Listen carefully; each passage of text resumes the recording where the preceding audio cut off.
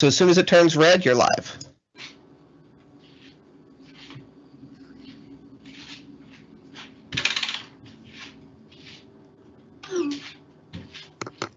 It's not red yet. Yeah, it's struggling to send through. Let me send this live.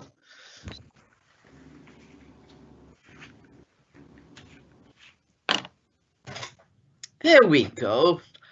Okay, so I want to welcome everybody to this wonderful interdisciplinary oral presentations session for our Petersheim Academic Expo. As you've probably, most of you have realized or encountered already, we are doing this all virtually, which is very interesting. So we're very happy that you were able to join us this afternoon, and hopefully you'll be able to stay for as much of the session as your schedule permits.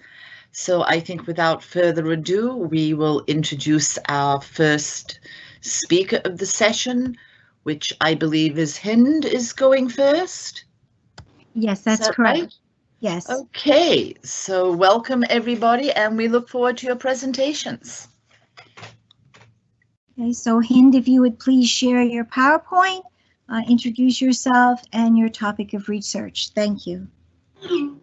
Great, thank you so much. Thank you, Lisa, for the warm welcome. Today, I wanted to talk to you all about a concentration of bias for students from disenfranchised groups navigating oppressive systems, and specifically higher education systems. So the program I'm going to be talking to you today about is early application deadlines for applications into higher education. So there are 4 different deadlines and options that you can apply through.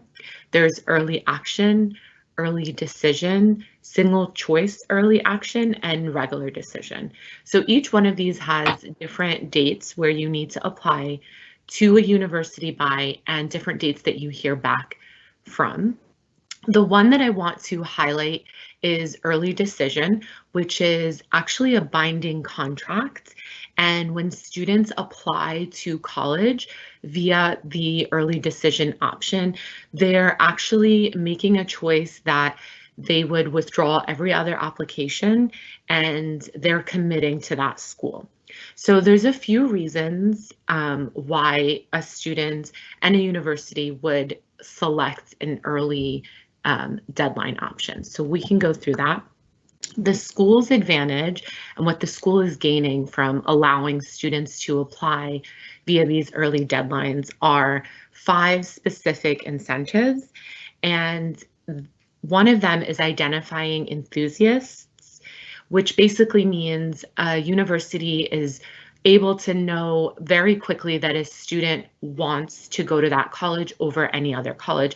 They're not just sending in applications to a whole slew, which we're seeing more of because of applications like the Common App, where you can send multiple applications at once. It's also reducing uncertainty, which really helps admissions counselors when they're making those decisions about who's admitted and who's not, because those are decisions that are going to last 4 years. And it's affecting the entire university with residents and housing, with the amount of classes that they're able to offer and things of that sort. It's minimizing financial aid because students who typically apply early decision are full pay students. And we're going to go a little bit more into detail about this in the next slide. And then the last 2 things is that it's improving selectivity ratings and competing for applicants. So what researchers found is that students are more likely to doubt themselves when they're applying to colleges, and so they'll end up applying to a school in a little less bracket than they could potentially have gotten into, which helps universities really guarantee that higher caliber of students. So now let's go on and look at what a student is gaining from applying early. What researchers found is that when you apply early decision or early application, you're actually increasing your probability of getting accepted to that university. And applying early is associated with 20 to 30% increase, which is about the same as 100%, 100 points additional on your SATs. So that sounds great. Also, Ivy League universities like Yale, Stanford, and others end up admitting almost double the rate, so twice the percentage of their early applicants when compared to their regular pool. We reviewed what the colleges are gaining from this policy and what the students are able to gain as well. So what could be the problem, right? Unfortunately, what we found is that only white and affluent students, or generally, those are the only population that's taking advantage of this policy, because when you're applying early decision, you're not able to compare financial aid options, and you really end up sacrificing all of that money that you would have gotten. So this program or policy ends up really hurting students from minority groups and disadvantaged students, and it also impacts the diversity on campus. So it's just something to kind of consider, and I want to thank you all for listening to my presentation. Let me know if you have any questions.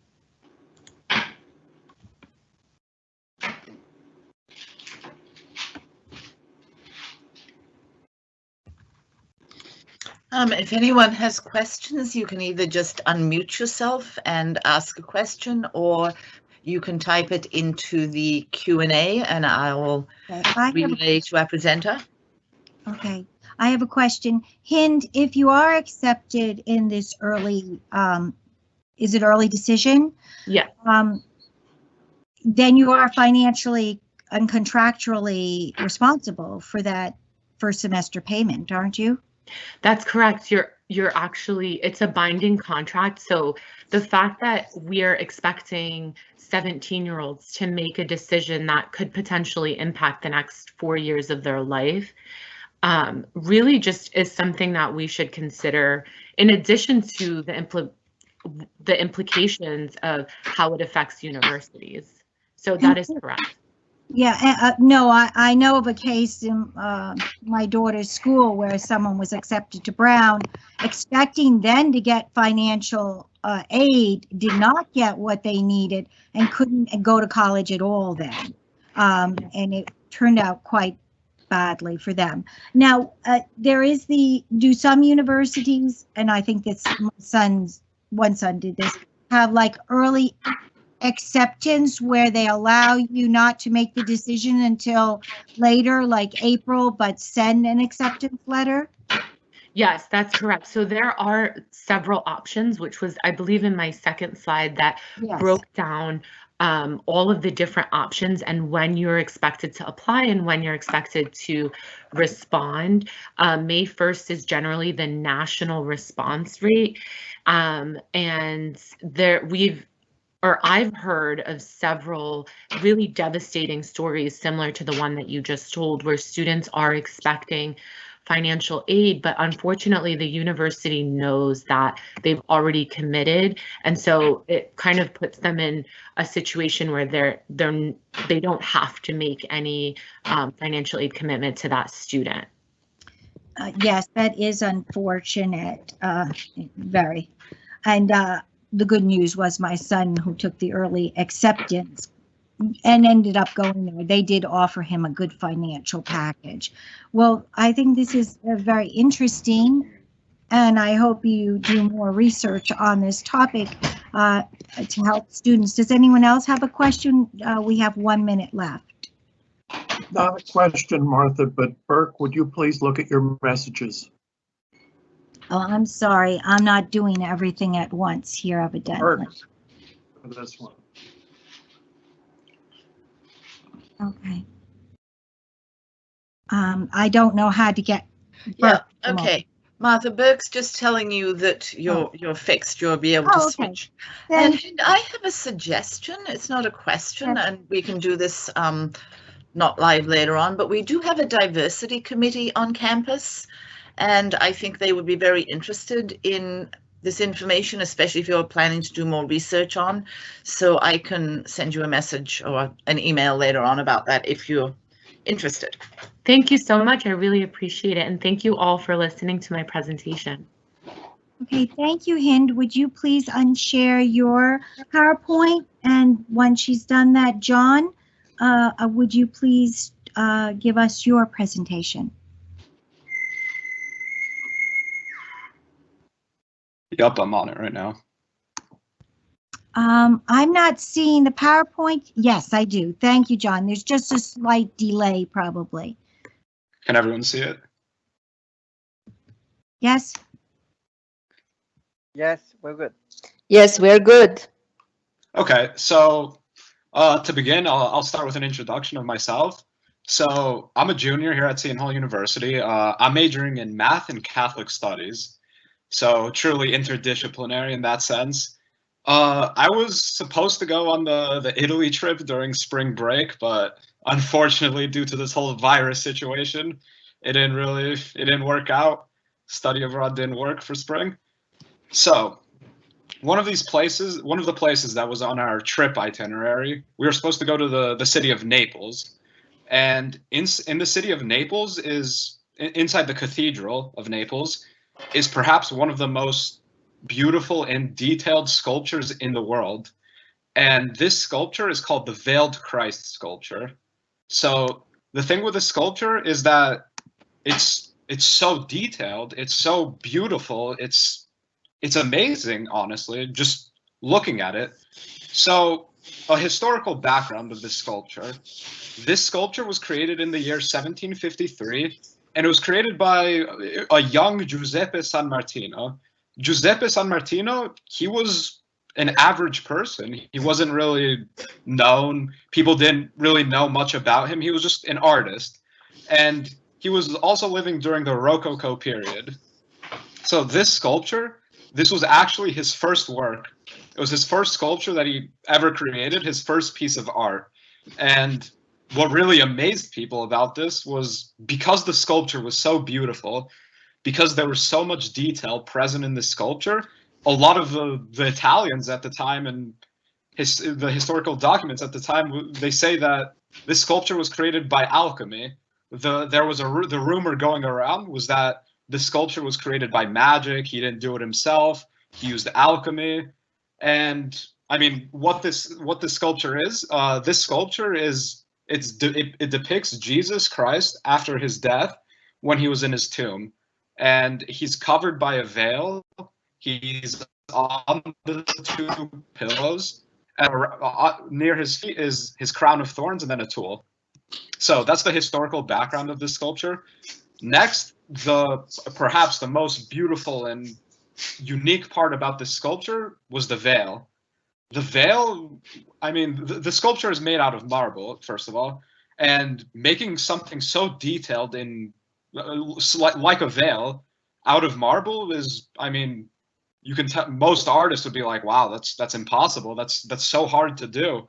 So the other rumor was that he placed so he made the sculpture from the start, and then after that he took a veil and using magic and alchemy, he transformed it into marble, because people were like, there's no possibility that he can make something so detailed, especially since this was his first sculpture, his first work of art. So that's more about the veil. Now, the physical traits of the sculpture. I'm going to talk about the physical traits, but I'm also going to talk about perhaps what interpretations we can get from these physical features. So, I mean, number one, the most clear physical thing of this sculpture is the impressiveness of it, the perfection of it. Everything is very detailed. I mean, you can even look at Jesus's skin. It looked like he had a great skincare routine. The skin looks phenomenal. You look at the veil looks amazing. You can see on Jesus's forehead, you can see a slight detail of a vein. Perhaps this bulging vein on his forehead could be symbolic of the pain he suffered when he got crucified. The other thing that's kind of interesting about this sculpture is the lips of Jesus. Now, with the lips, I mean, some you can kind of see maybe a slight smile, very faint, but kind of slight. So Jesus's role, biblical role in this sense, is, you know, resurrection. It's perfection. It's the Son of God. So when you look at the slight smile, maybe the smile could be, you know, even though that Jesus is dead in this sculpture, even though he is depicted as dead, maybe perhaps the smile could be kind of a glimmer of hope, a glimmer of resurrection in the Christian sense, that humans will overcome death and have a chance to go to heaven, as portrayed in the Christian tradition.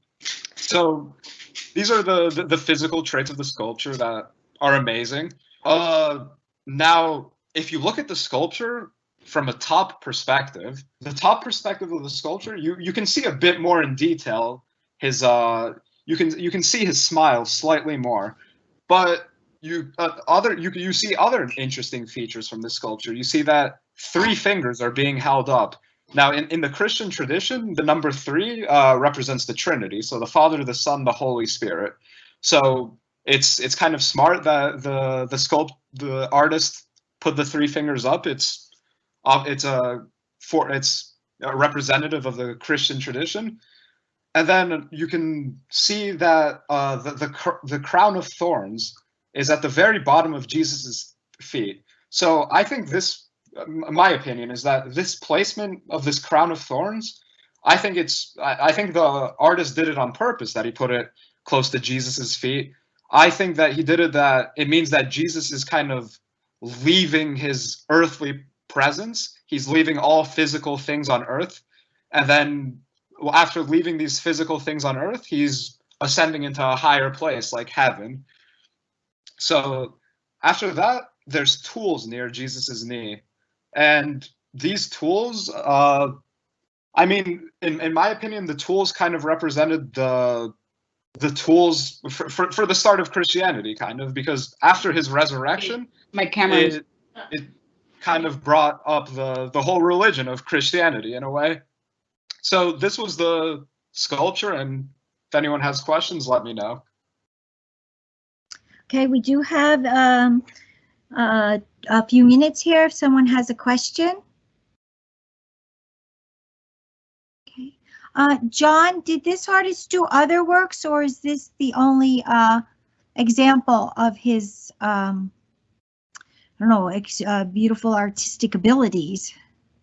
So yeah, he didn't do other works, actually. So I mean, later on in his life, he did smaller works, but this one was kind of his, you know, one-hit wonder in a sense. After this, he became an art professor. John, thank you, Ines.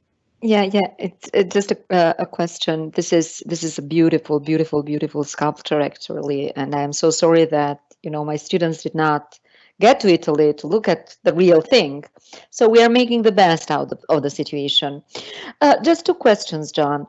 Do you think that the veil represents the mystery, some mystery? Because always, you know, we kind of, you know, look beyond the veil. But here it's a kind of veil, actually, that you can see through now, right? Is this a mystery that you can see through? And also, so this is the first question, your interpretation. And the second question is the tools, which are really fascinating. My interpretation of the tools would be just to emphasize the earthly life of Jesus. So that Jesus was human, right, for 33 years. So can you repeat that, your take, you know, on that? Because there's a beautiful thing about the artworks, right, that everyone can get an interpretation, of course, from a theological background. But in you, it's a little different because you have even the mathematical background here, right? So these are my 2 questions. So the veil, I think my interpretation of the veil specifically is that because of the veil, now the mystery of Christ, of his resurrection, maybe the veil, the nature of the veil being see-through, is that we can kind of get a glimpse into the mystery. Maybe we can get an idea of this mystery, but at the end of the day, it still is a mystery. So I think that's what the veil could represent. And then the tools also, I agree with your point that it could represent his earthly existence. Jesus was a carpenter, so it could be a notion of that, and maybe a more traditional and historical aspect of his burial, because maybe during his burial, because he was a carpenter, son of a carpenter, and had this background, maybe that's how they buried all carpenters. So it could have been also that too, a connection to his background and what he was on earth versus what he will become in the Christian tradition. Okay, thank you. Thank you, John. John, I have a couple of questions on the Q&A in the chat. Okay. So, Lisa, we'll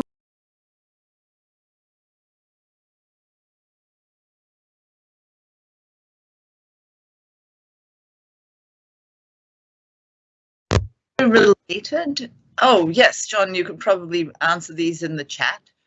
right, because it's Giselle's time to present.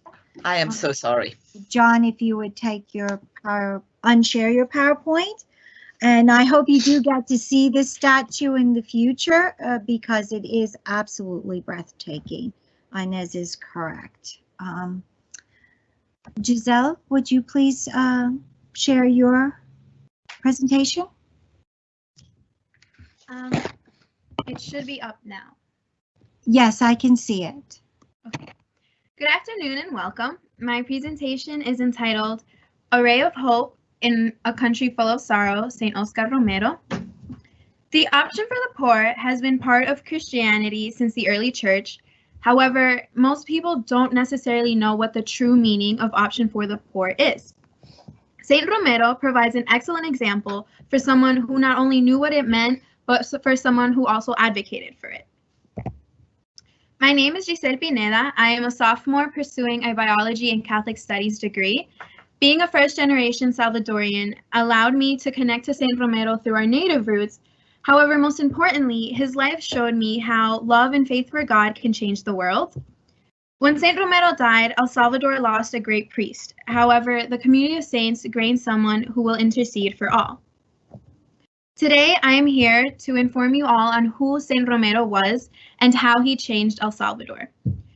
St. Romero grew from being an introverted priest to someone that the poor looked to as a spokesperson, the voice of the voiceless, through his sermons and through his road to sainthood. Similar to many saints, Romero underwent difficult times that tested his faith. One of these was the death of his dear friend, Father Rutilio Grande, who died on March 12, 1977, along with Manuel Sorosano, a sacristan, and Nilson Rutilio Lemo, who was an altar server. Just 7 days after becoming Archbishop, St. Romero received news that his dear friend had died and he had been shot and killed. So this event caused a deep and very important change within Romero. Romero went from being a traditional priest who defended the church and believed that the church should stay completely out of politics to someone who took a stance and used his platform to advocate for the poor and to fight for social justice. This changed to many scholars, and Dr. Walters from Gettysburg College in Pennsylvania refer to it as a Rutilio miracle. In this change, Romero would use his sermons and his title to be able to speak out against the human rights violations that were occurring in El Salvador. One of these is he wrote a letter to the United States President, President Carter, asking him to not involve the United States in the affairs of El Salvador because he felt that only Salvadorians could solve the issues that were occurring. St. Romero's advocacy came through his sermons, which were broadcasted throughout the entire country. So in his sermons, Romero would structure it into 4 different parts. The first part would be a greeting and personal statements from parishioners. The second, a gospel reflection. The third, the human rights violations occurring at that time. And lastly, a plea to end all violence. In his gospel reflections, Romero would often compare Jesus to the campesinos, which are the poor people in El Salvador. He would argue that we can find Jesus within the poor because they resembled a crucified Christ. In fact, in one of his sermons, Saint Romero stated, "Jesus Christ, our Lord, represents our tortured people, our crucified people, spat upon and humiliated, giving us a sense of redemption in the midst of such a difficult situation. The poor will be able to rise above the torture just like Jesus did." So here Romero is basically telling everyone that the poor genuinely can intercede for all of us and show us what being a true Catholic really means. In his last parts of his sermons, Saint Romero would plead to end all violence towards the government and the soldiers. In certain sermons, Saint Romero would ask the soldiers to disobey orders to kill. He would also ask many members of clergy in the church to avoid going to the government ceremonies as an act of solidarity to the poor. However, this led to Romero being labeled as a communist. Therefore, unfortunately, on March 24th, 1980, Saint Romero was shot and killed while consecrating the body and blood of Jesus Christ during Mass. Almost 39 years after his assassination, Oscar Arnulfo Romero was declared both a martyr and a saint. This road, however, was not easy at all. There were 4 miracles that had to be investigated, but only the 4th miracle was validated by the Congregation for Cause of Saints on December 4th, 2017. This miracle was a miracle of Cecilia Maribel Flores, who miraculously recovered from a coma, hemorrhaging, and kidney failure. However, despite this miraculous recovery, there were many who still refused to let Saint Romero be canonized. For example, Episcopal traditionalists and political conservatives did everything they could to try to block this canonization. Therefore, Pope Francis had to come in and intervene in order to approve the canonization of Saint Romero. By canonizing Saint Romero, Pope Francis reminds the world of the option for the poor, and he also shows us that we need to advocate for the poor no matter what time period we are in. Saint Romero empowered campesinos while proving the world the importance of option for the poor. So following his dear friend Father Rutilio Grande's example, Romero decided to take a stance and fight for social and economic justice using his platform and sermons. As seen in this quote, Saint Romero asks us all to take action. He wants us all to do what we can to be able to make the world a just place. Saint Romero became known as the voice of the voiceless, teaching by example what option of the poor truly means. Thank you, and do I have any questions?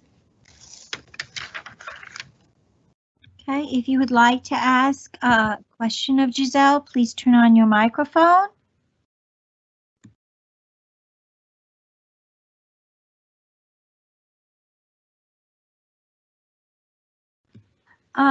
Giselle, why did you pick this particular topic for your research?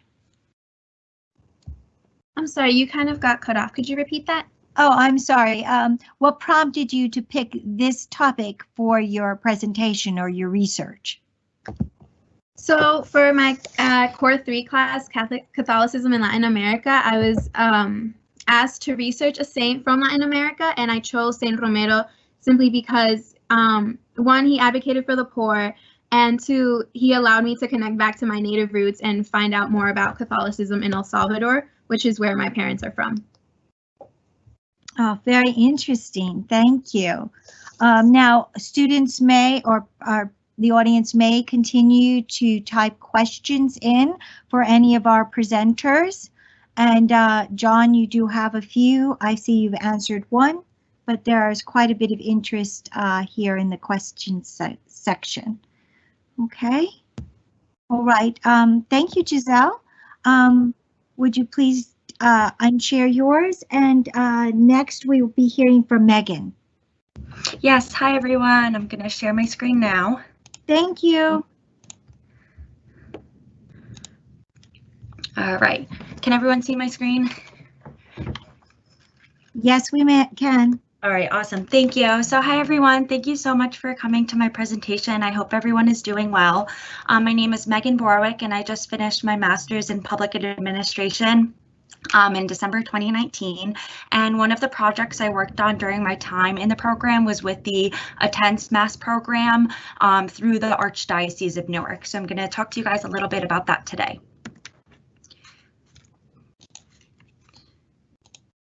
So a little bit about the introduction of the research and the program. So the purpose of the research that I worked on was to learn more about the needs of community members within the Archdiocese of Newark for the Attends Mass program.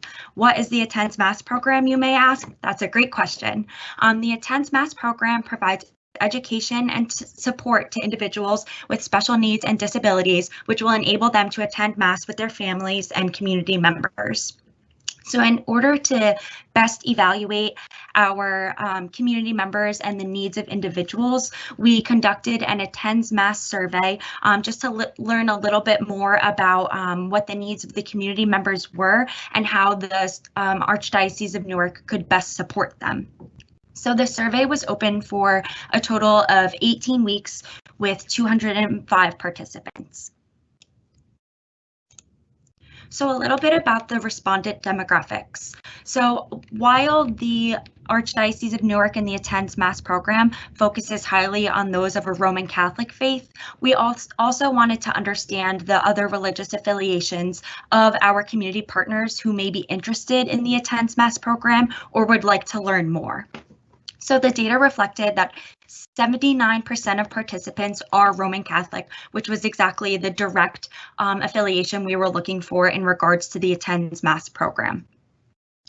And then the disabilities represented was, we wanted to further understand those with a disability, kind of just their representation. So 44% of individuals who were taking the survey indicated that they have a loved one with autism.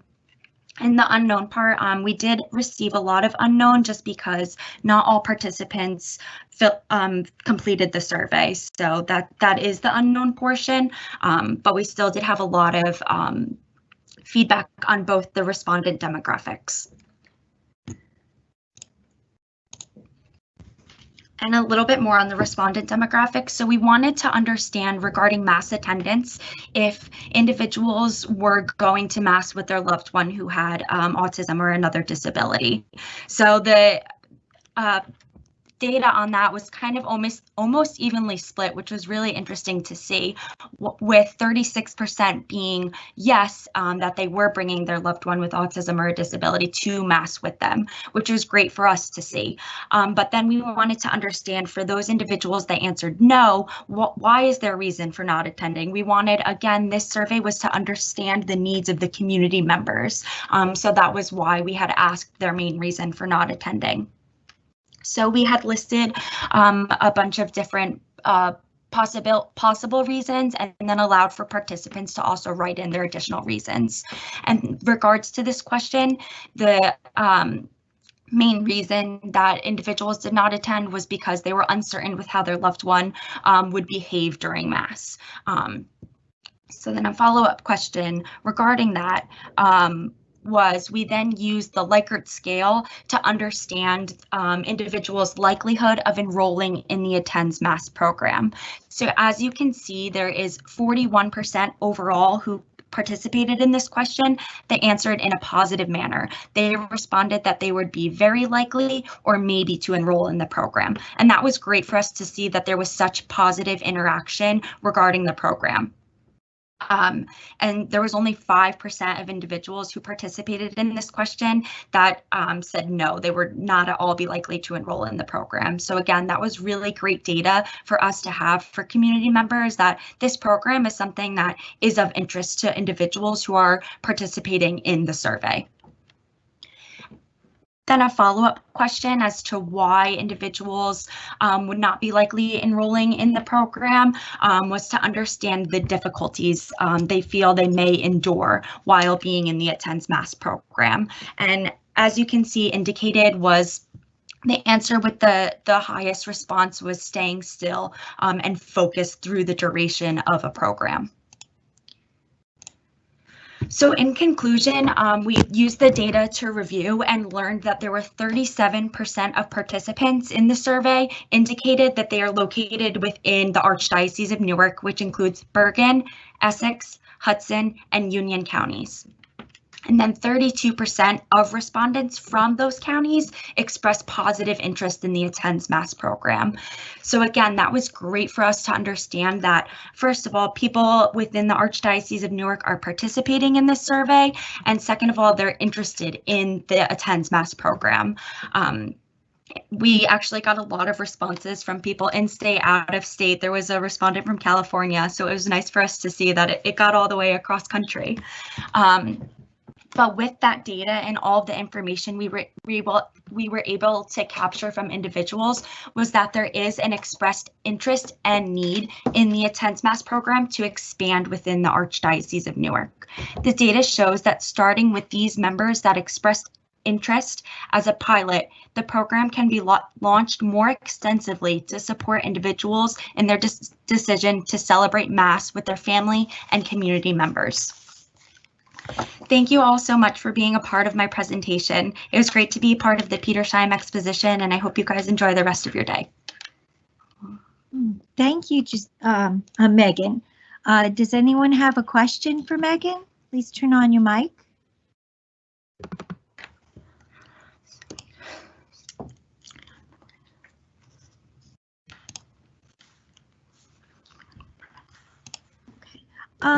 Megan, do Yes. some of the churches have, I don't know what to call it, when I went to christening once and I had my newborn with me, they told me I had to go to the quiet room, which was a glassed area where I could observe and participate, but I was behind a very thick wall of some clear substance so that if the baby began to fuss, they wouldn't disturb others. Is this a part of some churches still today?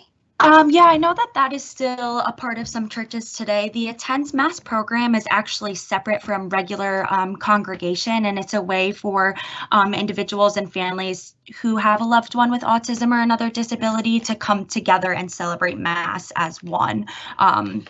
In a different way as community members. So, but that's a great point to bring up as well. I know that most churches do still have the quote unquote quiet room available. No, I prefer that they all be a part of the Mass as a community together and that people be understanding of differences of one person to another. Mm-hmm. I think this is a wonderful program. Thank you. Awesome. Thank you so much. Megan, another question from, I'm Dr. Murzako. Yeah. I was just wondering, do you think of expanding this project to the virtual masses now? Because this is kind of, a novelty, let's say, in Catholicism with, and also in other religions as well, or not? Mm-hmm. I think that's a great way to kind of pilot the program a little bit more through a virtual setting as we're all kind of adjusting to being in an online world. I think it'd be a great way to pilot the program a little bit more. That's a great idea. Megan, Yes. Tom Marlowe here. Hello.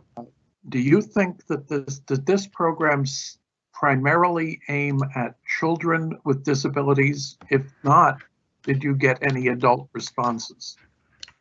That's a really great question as well. So on our survey, we had kind of grouped together different ages for participants to indicate the age of their loved one. And while there were a lot of participants who indicated that their loved one was within the 5 to 15-year-old range, it was great for us to also expand beyond that and learn that there are adult individuals who would like to participate in Mass with their family and loved ones. So while it did focus a little bit more on younger age, it was great to capture data regarding people who are a little bit older as well. Thank you. Thank you for asking. Well, thank you, Megan. You do have some questions in the question and answer section. Okay. Yes. So there's a lot of interest in this program. And if you would, you have already unshared your PowerPoint, I see. Mm-hmm. Nicholas will be our next presenter. And what I need to announce here is some people are asking how to turn on their mics when they do have a question. If you look at your little tile, there's a little icon that looks like a microphone. When you click on it, the little line should disappear, and that should be a way to talk. I also have to announce, Nicholas, are you with us? Yes, I'm here. Can everybody hear me? Yes, I don't see your PowerPoint yet. Yes. Okay, if you would share that with us. I do want to tell you that Nicholas, you can email him and review the first chapter of his novella. He is offering that to you. So I think he does have that information on his slides. I want a little heads up so it doesn't go by too fast. Okay, Nicholas? Yes, thank you very much. So, hello everyone. My name is Nicholas Hession. I've written a novella. It's called How the Soul Sees the Past, and I'm here to present it to you. Just a little bit about myself. I'm a senior philosophy and religious studies major in the honors program. I have been a resident assistant here at Seton Hall for the last 3 years, most recently in Bolin Hall. I grew up in Hazlet, New Jersey, where I'm speaking from right now. And I apologize if there's any background noise. We are getting some kind of major storm. There's been hail and thunder going on. So if I drop out of the presentation spontaneously, it's because I've lost power. So I started creative writing in the 2nd grade with a superhero story called Magnet Man, and I haven't stopped since then. I've written countless short stories. One of my best was called Breakfast for Dinner, which won the Best Prose Prize at the 2016 Monmouth County Teen Arts Festival. So a little bit about my book. This is my capstone project for the University Honors Program. I started writing How the Soul Sees the Past roughly a year ago, but I've been working on the core idea of it since high school. So in my book, I give a very specific kind of structure for time. So time is a line progressing forward, but that line kind of coils upon itself like a spring, as you can see over here.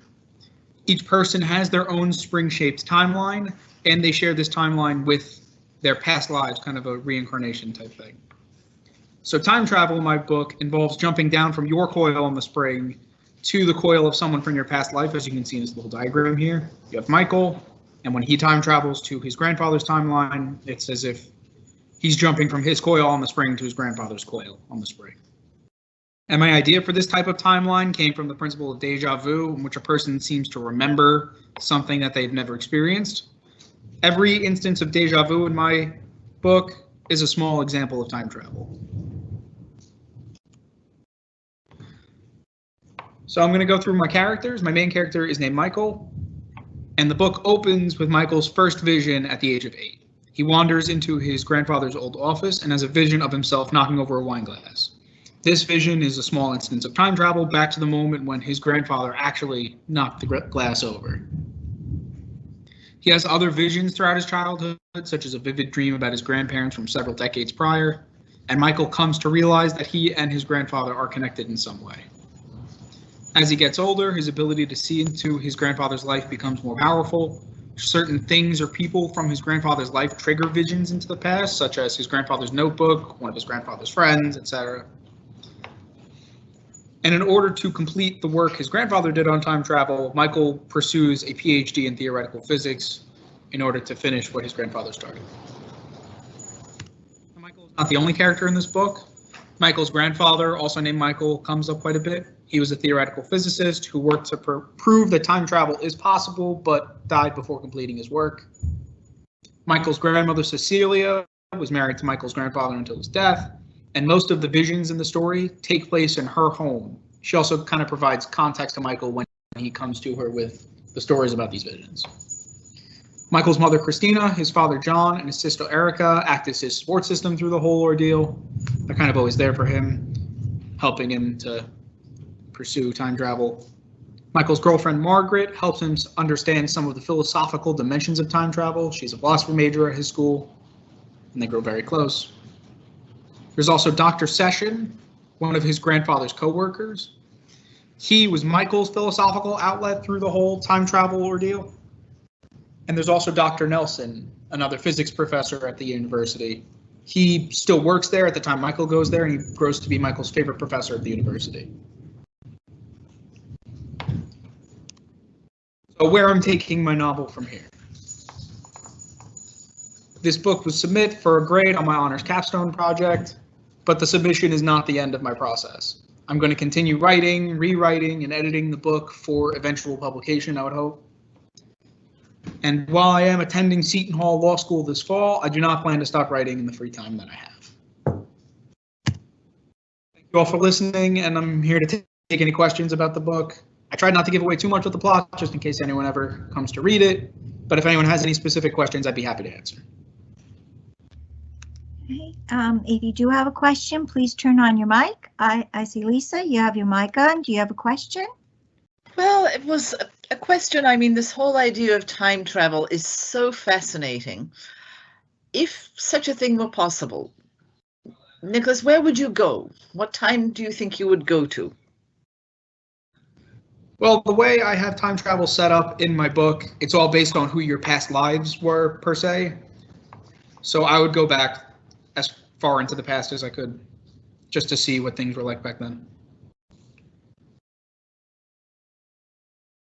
I don't really have a very specific idea in mind, just because I don't know who my past lives would have been. Ah, yes. Dr. Morales, as a physicist, do you have some comment about the feasibility of time travel? Not possible. Violates absolutely all laws of physics, but it's extremely entertaining. Actually, there is a model, and I think Hawking looked at it, but you need to have a very, very massive black hole, and undoubtedly we could time travel, but we would not survive it. And we do have a question here, and we have time for you to answer it orally.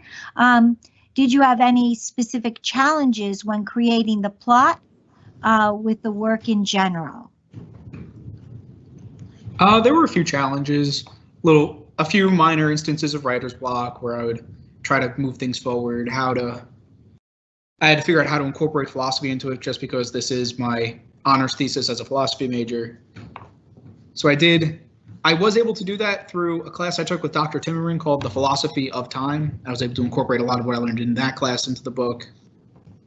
On top of that, it was a lot of just story things. How do I get from point A to point B? How do I get from, okay, I found information about time travel, how do I get my character Michael to formally figure out time travel?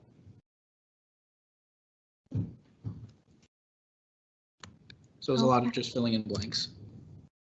Right, and did you say how long this took you to develop this idea and write up this novella? So I had the initial idea for timelines being kind of the spring shape in high school. I had written a short story about it. It wasn't very good, so I tried to develop it into a novella, and I started writing this particular novella about a year ago. Well, thank you. Let me see if I can put the first chapter.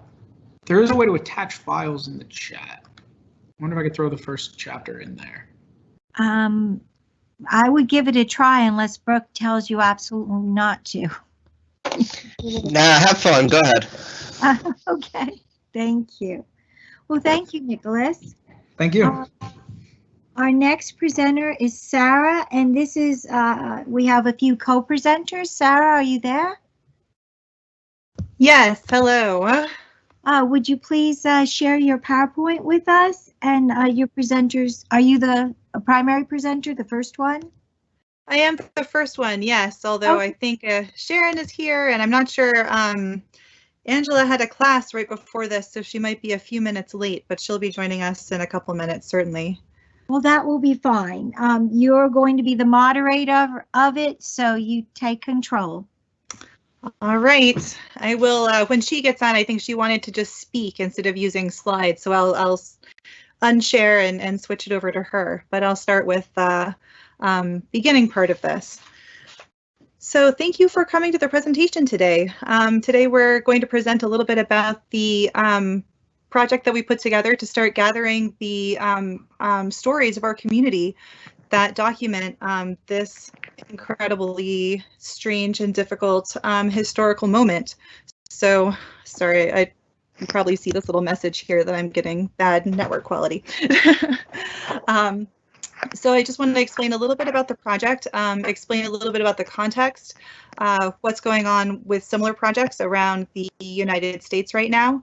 Then Professor Sharon Ince, our digital services librarian, will talk a little bit about the technical underpinnings of this project and how a story is actually submitted to the software that we have. Professor Angela Kotsanis, when she joins us, will talk a bit about the process of designing the questions and the thought that went into asking people to share such personal parts of their lives. And then finally, we'll wrap up with, I'll come back and speak a little bit about the efforts that we're making to get the word out about this project and encourage as broad participation as possible. So let me go to the next slide. Sorry, it doesn't seem to be working. Am I still there? Okay. Okay. Okay, there is a slight delay sometimes due to the live broadcast, so we can see a time to remember slide at the moment. Perfect, thank you. Yeah, I think with the thunderstorm, it's interfering a little bit.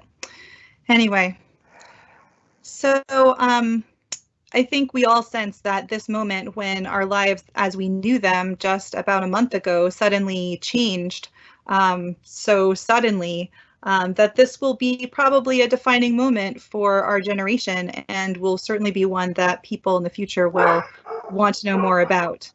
So this is an opportunity for us. As archivists, we know that unfortunately the stories that historians discover are often limited by the materials they have available to them. History is based on the stories of those people who have the means to tell their stories, whether that's publishing a book, they have to have literacy, they have to have education, they have to have good luck to find a publisher that will get their story out there. And even though in archives we can sometimes provide access to additional aspects of these stories, it's still limited. So I think all of us in the profession jumped on this particular opportunity because this is a moment to sort of open that lens up to a much broader community, since we all have this incredible technology represented by cell phones where we are able to record ourselves and share our perspectives without any mediation or really needing the kinds of means that people in the past needed to have to get their stories out there. This is an incredible opportunity to see what experiencing this historic moment is like for a much broader subset of the population. So I hope that eventually we'll be able to collect not only the stories of students, but also professors who had to suddenly transition their entire classroom to this new format, to staff who suddenly had to take on a much more dangerous and perhaps frightening role. If you're, for example, a custodian, suddenly your work is a matter of life and death. We hope that we're able to capture the experiences of all of these people and allow them to provide a richer picture of this moment. So this project is not at all unique. There are quite a few archives and institutions around the United States that are doing similar things. There was in fact an article in the New York Times on Sunday, I couldn't believe it, that was especially about this type of project. So this overviewed a few of the different projects that are going on around the country. One of the most ambitious is this one called the Journal of the Plague Year, which is a cooperative project between historians and archivists from a number of institutions, primarily Arizona State, but Fordham, Brown, Northeastern, quite a few institutions around the country who are collecting these stories from their own communities and then all contributing them to this one portal so that they can all be seen together. And this effort goes hand in hand with a broader effort to document this moment that also not only focuses on individual stories, but also creating archival digital copies of the websites that show how people are responding to this moment, whether it's a museum bringing their tour online, or a class that brings its meetings online, or all the different efforts that different institutions and people are making in their own contexts to suddenly shift their efforts and their time into this virtual realm. So we're really doubling down on web archiving, and there's a massive effort going on in that respect as well, by the Library of Congress, the American Medical Association, quite a variety of people. So I'll turn it over now to Sharon Entz, who will talk a little bit about what is how the product is put together on the technological level and how to actually submit your story.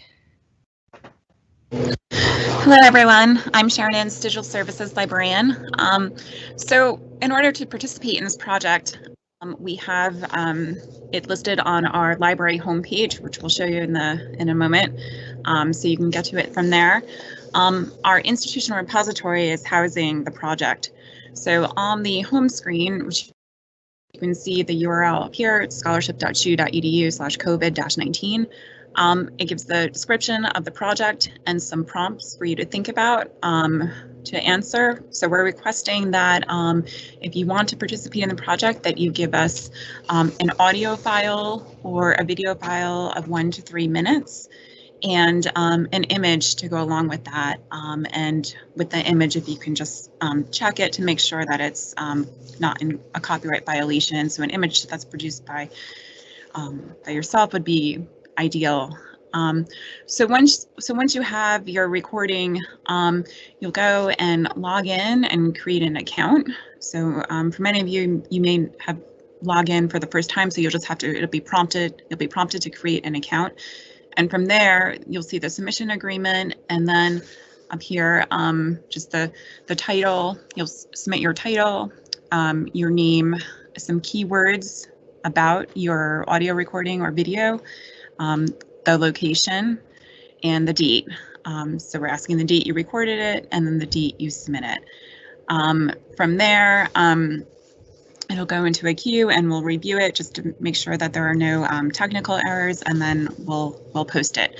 So right here, you can see this is an example of a completed submission.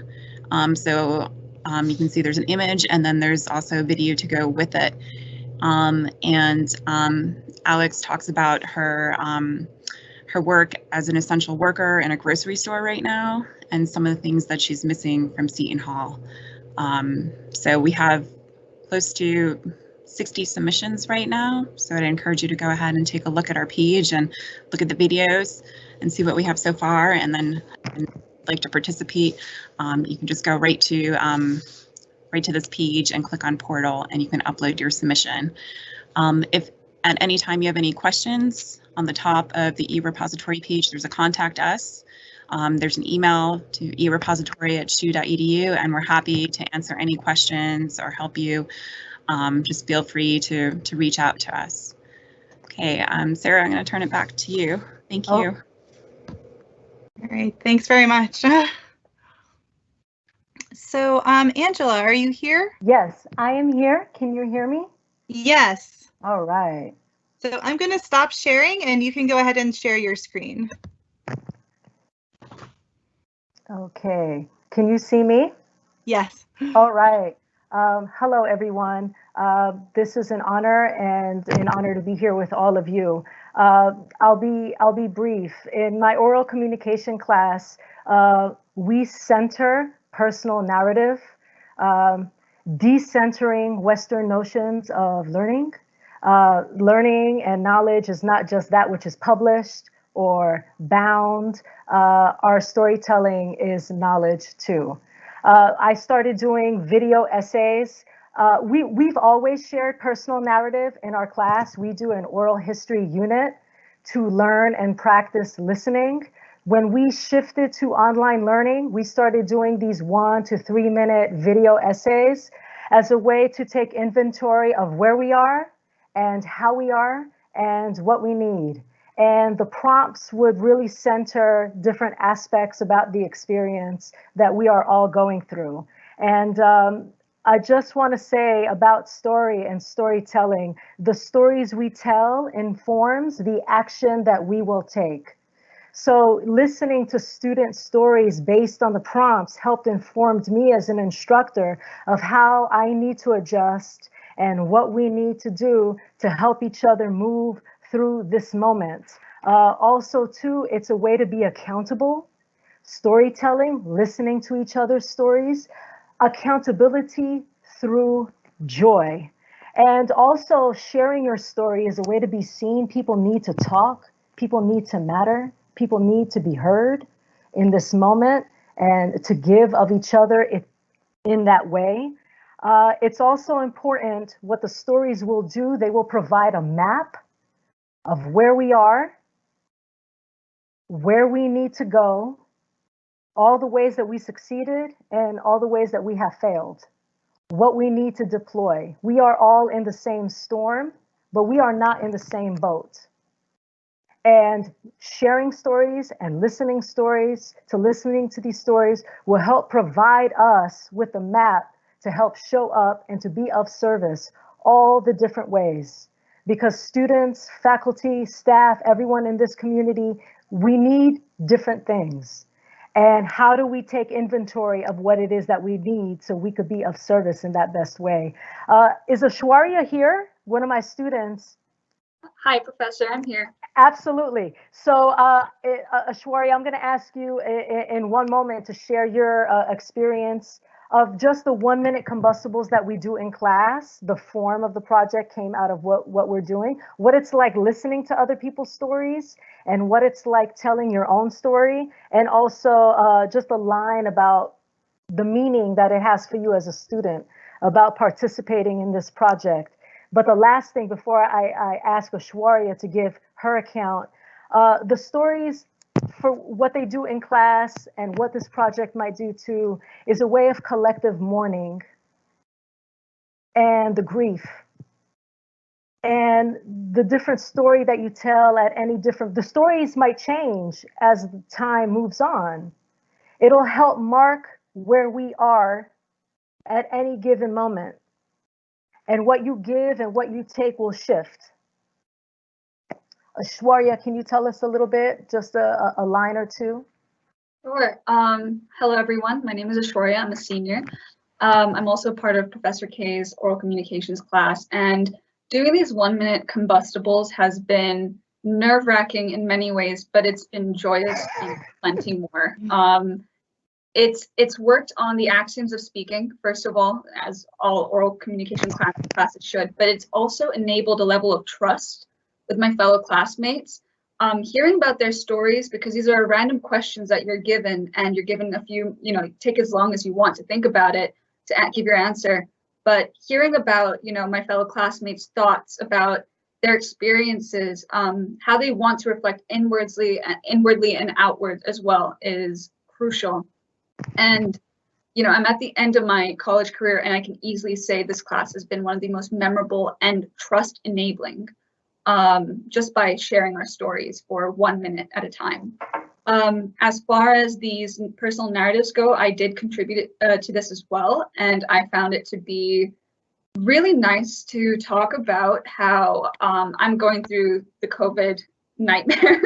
I had some positive ways to look at it as well. I talked about how the Seton Hall community really came together, classmates, faculty, everyone.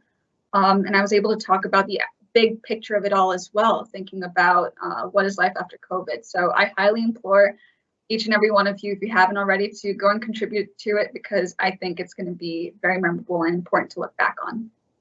Thank you. Thank you so much. As you were both speaking, I was just thinking about how it was such a perfect entry point, the time travel narrative, the time travel story that we were just hearing about, because these stories are a kind of time travel. This is taking us from the moment that we're in to the moments that will follow, and as Professor K says, to guide us in our next steps. So in closing, just a few words about how we're getting the word out. Of course, we've put together a few social media posts and so on. You can find a little link to it on the library's homepage here. You see the little thing here that leads you right to the page that Sharon showed you.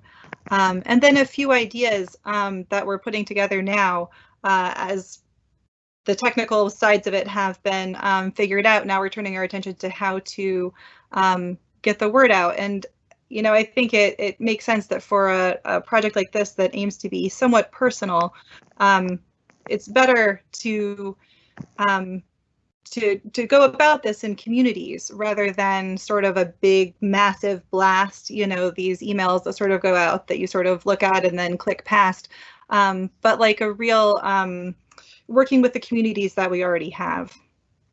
So one thing, I'm going to skip to the end of this little list. One idea that we've discussed in the last few days is perhaps doing a few virtual events where we sort of build on the communities that already exist, groups that already know each other, that are already sharing their efforts, you know, towards a certain goal, that could perhaps come together. Because I think it's clear that even in this conversation that like stories build on other stories. You hear what someone else says and it leads to some spark of recognition in yourself, so you build off of that. So coming together in some kind of virtual event, whether it's based around a student organization or whether it's based around even like an office, perhaps everyone could do one together, or an interest group. We've talked with music faculty about potentially having music students share a song. So am I coming to the end of my time? Yes, we're getting to your question time. So okay, so I'll wrap up. Just that people can be as creative as they want with this. It doesn't have to be a story, although a story is the classic model. It could be a poem, it could be a song, whatever you feel moved to contribute that documents what we're going through right now. So thank you very much for letting me join in this. All right, does anyone have a question for this presentation? Tom again.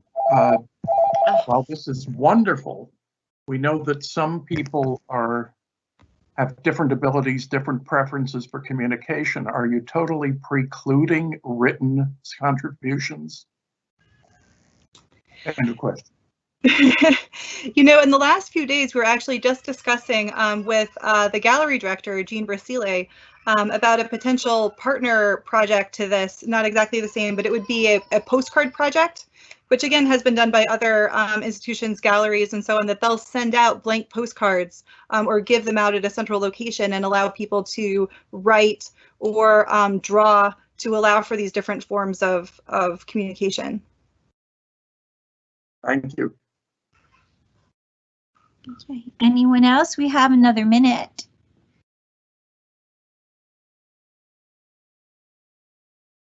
Okay, well, thank you, Sarah. Thank you. And Angela and Sharon. Brooke did not present, am I correct? Brooke couldn't make it, unfortunately. Okay, that's fine. I just didn't want to leave her out. Okay, thank you. This sounds like a wonderful project, and I'm looking forward to that gallery presentation. I really am. And also for the other presenters, please check your question and answers, as there are some questions being sent in that you might respond. Okay, some of them didn't come in directly after your presentation. Thank you. So is Sama there? Yes, I'm here. Oh, thank you. Could you please share your PowerPoint with us? Yeah, sure. Thank you. And then your mic will be on, and Wasn't her main presentation. please introduce yourself. No, 3:15 is her rehearsal time. She's going on at 3:30. She's next or after.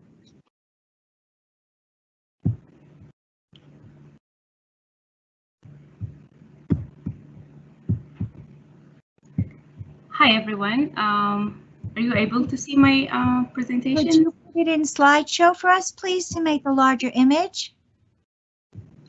Yeah, sure. Thank you.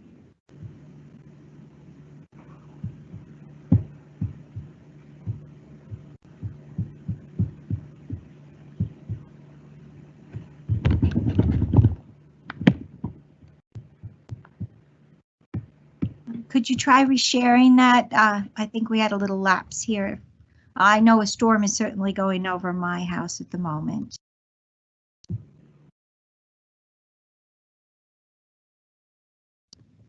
Did we lose you, Sama? One second, please. Can you see it right now? I cannot. I did before, but I can't now. So try unsharing and sharing one more time. Okay. So sorry about that. Or Burke, could you help us out? No, you're dead on. If it's not coming up, she just has to unshare, reshare. There you go. Now launch it, and you're perfect. Okay, awesome. So hi everyone, and welcome to the data management workshop. My name is Sima, and I'm a data specialist at the Department of Research Data Services. I work with Sharon Ince and Lisa DeLuca to provide research data services to faculty, staff, and students. So a little bit about our department. We provide services for faculty, staff, and students in terms of research and data services. We help them find data, and we help them analyze data and clean their data. So we provide one-on-one research and data consultations, and we have in-class and out-class workshops. So to begin about my presentation, I'm going to talk a little bit about what is research data management. So research data management is the process of the organization and storage and preserving, sharing the data that was collected and used in a research project. That means anything and everything was produced in the course of a research. In a lot of schools, students learn how to analyze data. There is so many courses like qualitative data analysis, quantitative data analysis, but there is no classes for data management because it's assumed that data management skill might be a common sense. You learn it along the way in your project, but it's kind of like hard to know where and when and how to store your data unless you have to. So why is it important to improve your research data management skills? The first and most important reason is funding requirement. Basically, most funding agency require you to have a data management plan. So in another word, it's a part of asking for funding. A second reason is if you have a solid research data management plan, that will minimize the risk of losing your data. And by having all these skills, basically you will be able to create a findable, accessible, and repeatable data.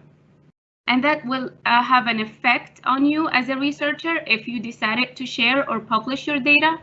That means you will have more citation, and that will improve your impact factor. So research data can come in different types and format. It can be archive, images, audio, video, text, and even the code that you use to analyze data can be shared, and it will be one of the research data types. Now I'm going to talk a little bit about the research data management lifecycle. So we have 5 stages. The first one, funding and planning. So basically in this stage, which is the early stage of research data management, you find a funder and you investigate the requirement, because different funders, they have specific requirement for you to apply for their funds. And also you have to think about questions like who will own this data, because you collecting this data doesn't mean you have the right to own it or share it or even publish it. Also, who can have access to this data? If you're working with other researchers, who can have access to this data? Is there any designated researcher who have the right to publish this data? Also, you have to decide on where to save this data and how to write the research data management plan.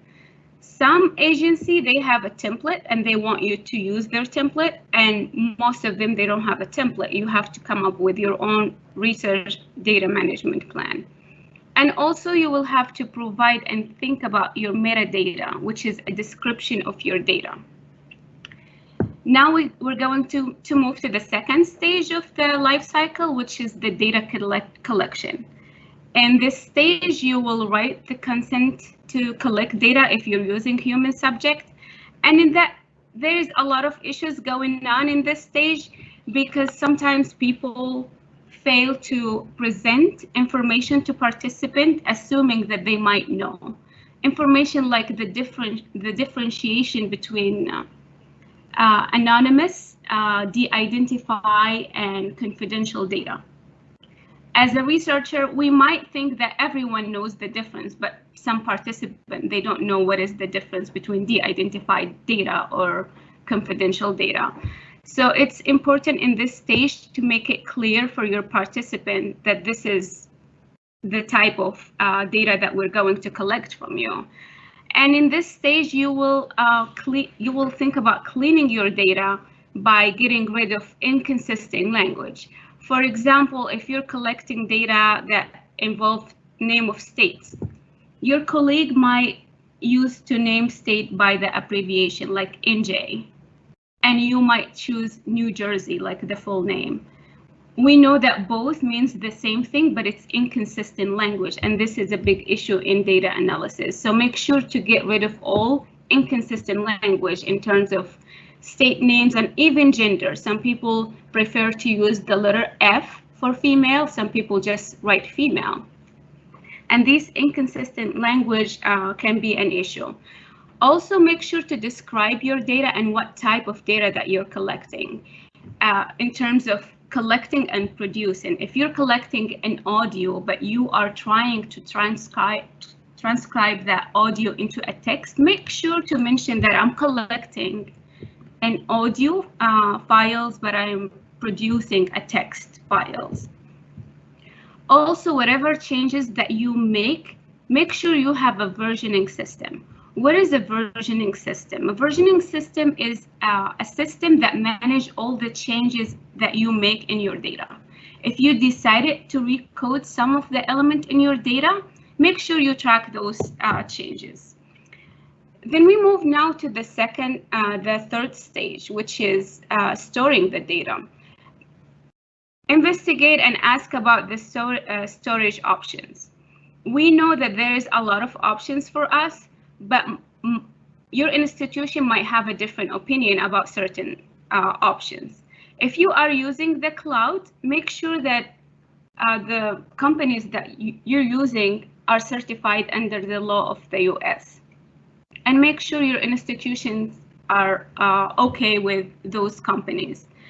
And even if you decided to save your data in a hard disk or a flash drive, make sure it's sustainable, because sometimes back in the days, CDs and DVDs were a thing. People used to save their data on them, but right now most computers, they don't even have a drive disk for DVD or CDs. So make sure your device that you're storing the data in is sustainable. And another thing that you might think about is to save your data in 3 different locations. The original copy, then external but local, like a drive, a flash drive or a hard disk that you can keep inside your house. And the third option is external but remote. And in that term, we're referring to the cloud. And make sure you save your file in the right format. If you're using SPSS right now, and we know it's provided by Seton Hall, you might not be able to open those files after you graduate because you don't have access to SPSS, and you will be in trouble because all your files were saved in that format. So make sure you save your file in a format that you can open it anytime and anywhere. Now you have your data managed and saved in the right format. You want to publish your data. So the first thing you want to do, choose a journal that you're interested in and check their policy. What do they require you to submit with along with your data, and the licensing that they require you to have in order to submit your data to their journal. Also, if you have a persisting number, that would be better to track your citation. Make sure to provide that information. And now if you deposit your data, times for other people to find your data and reuse it. In that stage, people will look for your data and they will check the metadata that you wrote with your data and see what is the requirements for them to use your data. What is the copyright? What is the licensing that they are required in order to use your data? And after that, in that stage, they will have to cite your data, and that will benefit you as a researcher by increasing the citation for your data. And I think that's my presentation. Is there any question?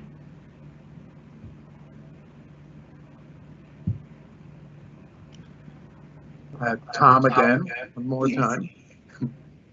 One thing is that on your initial list of reasons why, it's also possible that for some projects there are legal requirements to preserve your data. Right. And to anonymize it or encode it, encrypt it, whatever. And on the other hand, I'm going to defend ourselves and say that some of these issues are certainly addressed in various computer science and data science courses, if nowhere else on campus. You mean in the Department of Computer Science? Yeah, well, certainly in database courses, software engineering, introduction to data science. Yeah, so what I meant, if for those people who study research method, but they are not in the field of data science. Like, for example, I have a background in higher education. We study data analysis, but I had to take courses in data science in order to understand what is data management and how I can improve my skill in data management. Thank you. Is there any questions? Let me check the chat. Let me see. I think there's one more question. Let's see if there is in the chat. It just came in.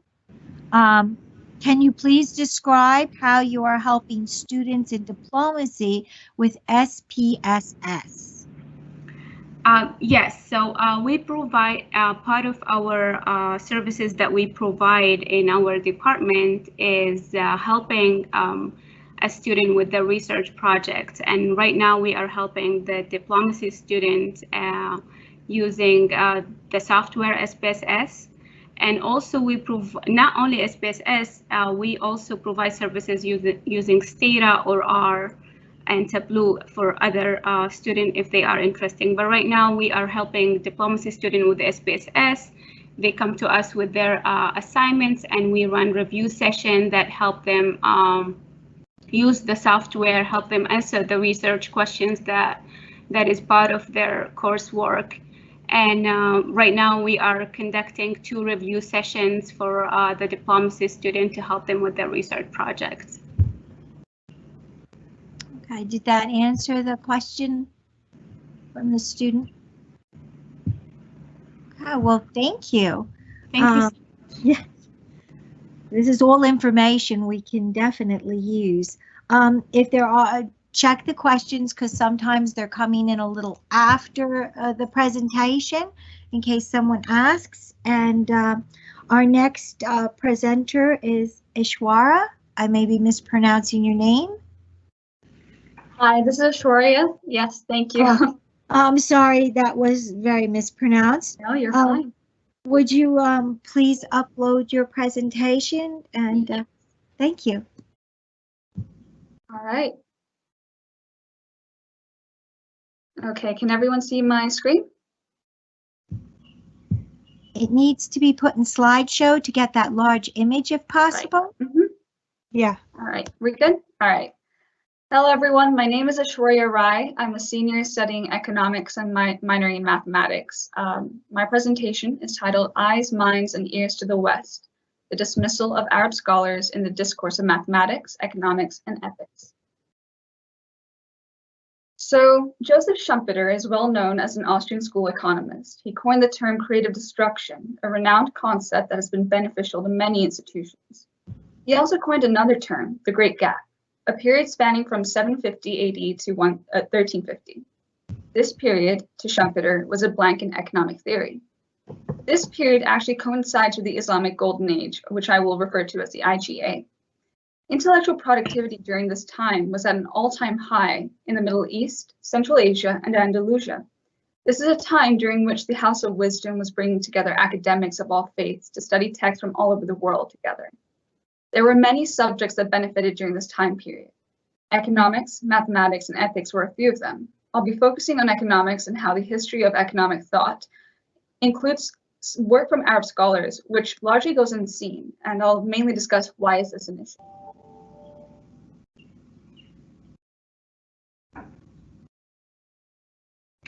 Economic theory during this period was mainly legalistic, in alignment with the teachings of the Quran and Sunnah.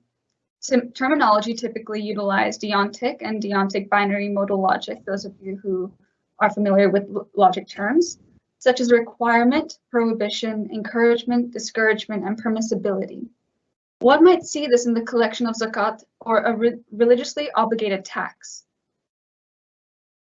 These terms of obligation were hinged on ethics. Generally, tax was meant to be low, interest was never to be charged unjustly, transactions of bads, were the diametric opposite of goods, were not allowed, and the stress of all economics was on socioeconomic justice and the well-being of the community.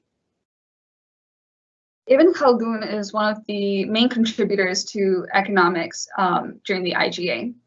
He was a profound intellectual, and he is cited in many different fields. He has been cited in recent times by UK Prime Minister Boris Johnson and Mark Zuckerberg, in fact, so people still do recall on him. He wrote a noteworthy text called the Muqaddimah or Prolegomena, which was a massive undertaking to study the history of human civilization. He wrote on relevant theories such as production, value, money, prices, distribution, and economic cycles. Moving on to modern economics, which we are probably more aware of, one does not think of the history of economics without thinking of Adam Smith. Often named the father of economics, his seminal work was The Wealth of Nations. His introduction to modern capitalism is undeniably the cornerstone of modern economics. The pursuit of wealth was a relatively novel idea in a post-feudal world. His aim to counter mercantilism was quite successful, leading to a series of economists building on the concept of capitalism. So over here, it is worth mentioning that Adam Smith did in fact cite texts from the Islamic Golden Age. And we are going to compare some of the texts over here. There are a few examples, so I'll focus on one of the theories, and we can take division of labor, for instance. So Ibn Khaldun wrote, "Through capital or through skill, the most simple operation of production requires the collaboration of many men. Moreover, through specialization and social cooperation, man's efforts are multiplied."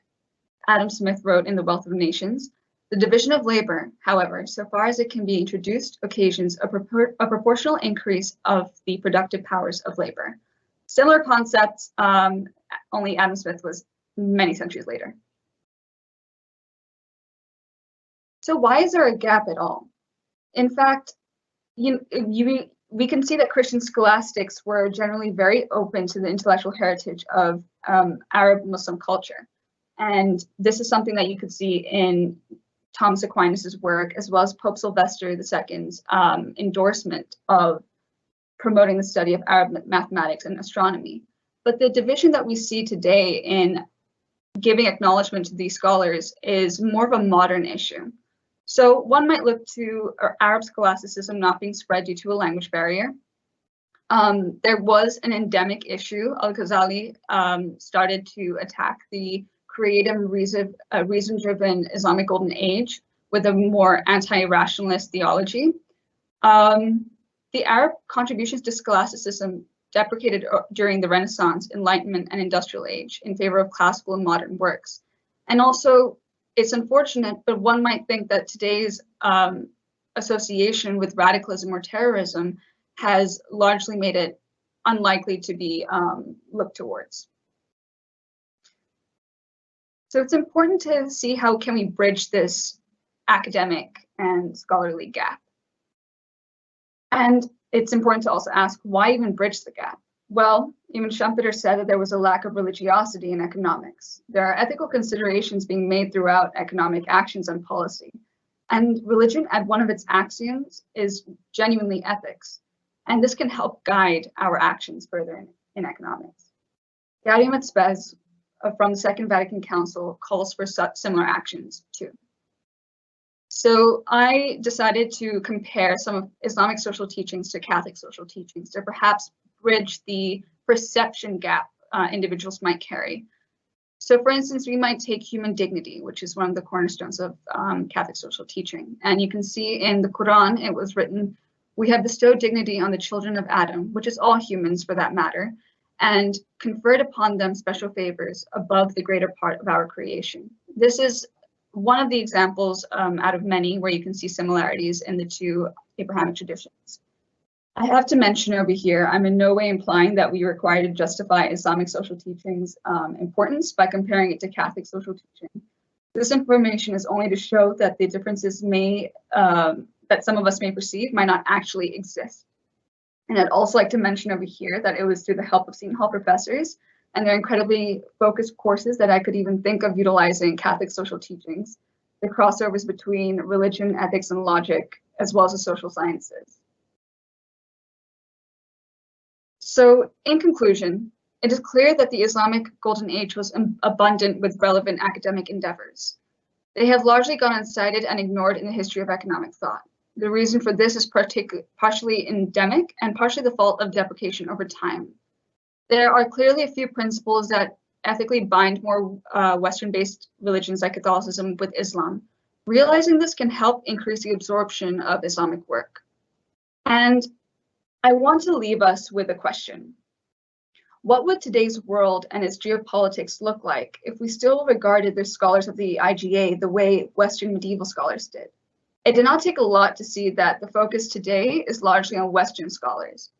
Perhaps if we shifted into a more global lens, we would have different perceptions of those beyond borders, and that would affect how we have respect and communication in many different ways.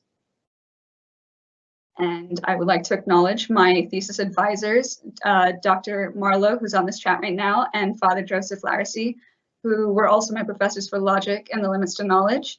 Mary Mountcastle for the honors program.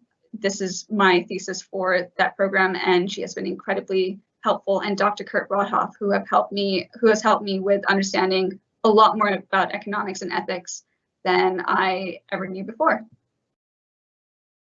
Any questions?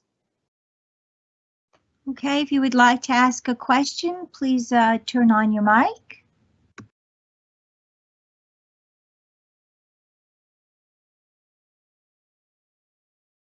Okay. Yes, I do have a question then. Okay. Where do you think this could be placed in the curriculum? In the elementary, middle, high school, because there is such a wealth of literature, math, science that comes from this tradition.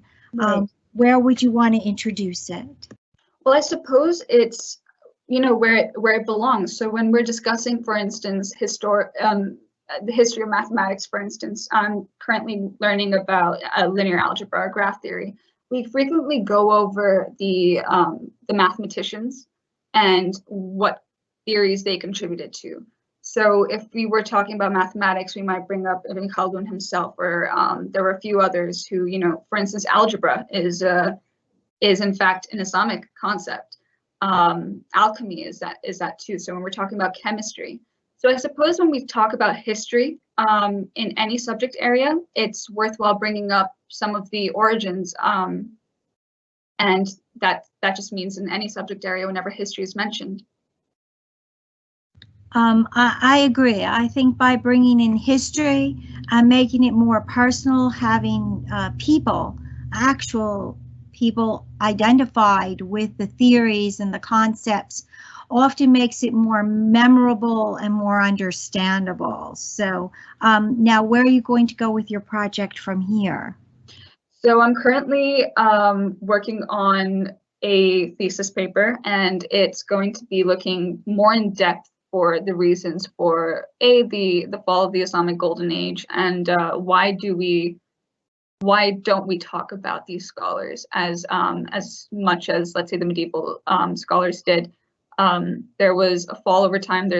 And it includes things like colonialism. In fact, it includes more modern English-speaking scholars coming to the limelight. And if anything, the conclusion is that it's important to give light to everyone who has contributed to our wealth of knowledge that we have today as a global community, really.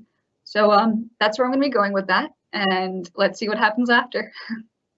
Okay, Tom again, Aishwarya and Father Larissy and I may be writing some of this up for an interdisciplinary conference next summer if she's still available. And I think that this would be something that could receive a little more emphasis in the history of the Christian intellectual tradition in the core, because there's a huge influence by the Islamics on the scholastics, and that only moves forward with the intellectual development, particularly within the Christian faith, but generally in the Western tradition, and it really is neglected too much. Thank you, Dr. Marlowe. I'm going to add here too to what Dr. Marlowe just said. I was actually just looking. We do have a couple of books on Abdul Rahman, but if any of you, including you, Aishwarya, but anybody notices that there are gaps in our library collection in this type of material, in some cases it may have to wait until we can order physical books again, but do reach out to us in the library and recommend for purchase some of these resources that we may be lacking through not knowing about them. Gladly. Thank you for letting us know about that. Okay. Can I stop sharing at this point? Yes, you may stop Thank sharing your PowerPoint. Thank you so much. If any questions come in afterwards, I will publish them and you can answer them. Wonderful. Okay, thank you. Thank you. So at this time, our next presenter was unable to attend due to having class at this time. Buck, would it be possible to show the pre-recorded one by Anthony at this time, or is that not possible? Oh, yes, it is. Okay, so please enjoy this presentation by Anthony Chen.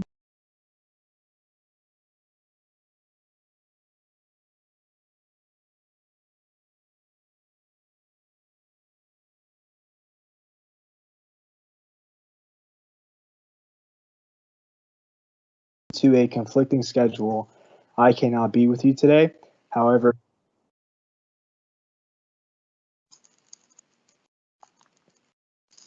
hi everyone, and welcome to my presentation. My name is Anthony Chen, and I study international relations and Asian studies at Seton Hall University.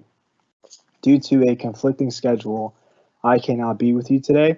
However, I hope my video recording will provide the same amount of information as in person. For my upcoming senior thesis research, I decided to look more in depth into gastrodiplomacy, or better known as food diplomacy. It is the use of food and cuisine as an instrument to create cross-cultural understanding in the hopes of improving interactions and cooperation. However, today, more specifically, I want to talk about Peking roast duck, or better known as Beijing Kaoya in Chinese, and the importance of food culture in promoting social relations. The history of Chinese roast duck can be traced back to the Yuan dynasty, which is around 1206 to 1368 AD. And it was included in royal dishes and became very popular from the later dynasties then on. During the Chinese Emperor Qianlong period in 1736 to 1796, roast duck was a favorite food amongst the upper classes, and it slowly began to transform to the dish we know today. Currently, nearly 75% of all ducks sold in China come from the Cherry Valley Company, which is based in the United Kingdom. In 2002, the company sold about 325 million ducks to Chinese farms, accounting for nearly a quarter of the Chinese duck market. It is estimated that more than 90% of ducks in Beijing were imported from the company in 2017 due to its very low competitive prices. About 2.5 billion ducks are consumed in China each year, and Cherry Valley ducks specifically consume less feed than local Chinese ducks. It can grow into full size in much less time. The price of 25 yuan, which is equivalent to $4 US, is half that of Chinese ducks grown in country. In China, ducks are first bred in Nanjing, which in this map you can see is in the southern eastern part of China near Shanghai by the ocean, and later moved to Beijing, the capital, which is in the northeastern side of China. Beijing ducks are raised on the farm and are free to roam around in the first 45 days. Then they are forcibly fed for the next 20 days until they reach around 5 to 7 kilograms, which estimates to be around 10 to 15 pounds. These ducks are called Peking ducks and have white feathers, are small in size as well.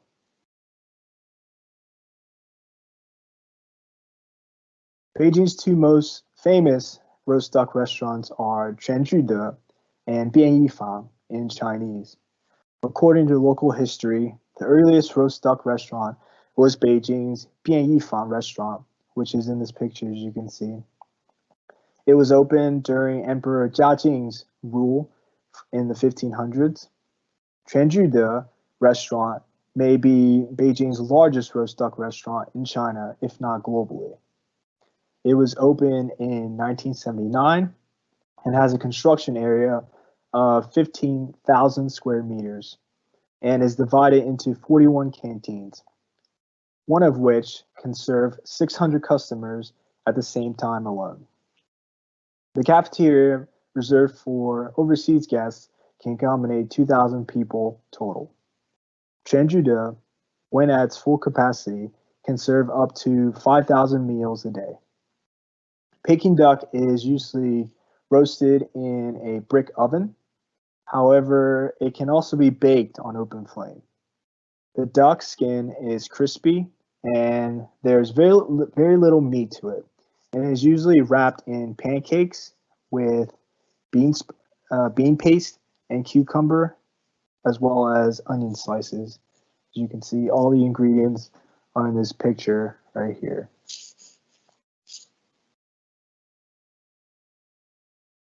Beijing duck was also served to U.S. Secretary of State Henry Kissinger, as well as President Nixon. As you can see in this picture, he is inspecting all the food that's presented to him in the table, including Beijing Kaoya. However, he did try all the food here.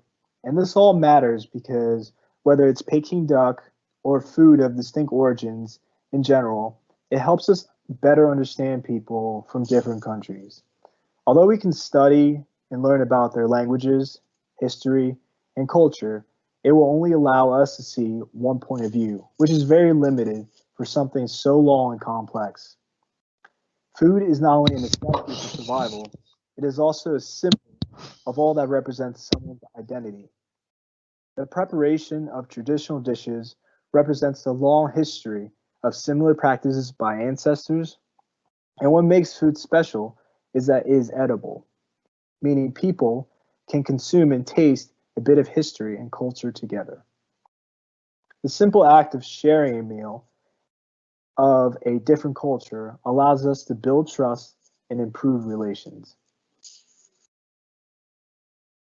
And I hope everyone here gets a chance to actually try a Beijing duck in the near future in safer conditions. And if you made it this far with me, I'd like to thank you for your time. If you have any questions, please feel free to email me. My email is listed on this last slide and as well as the introduction slide. And I wish you and your loved ones the best. Thank you.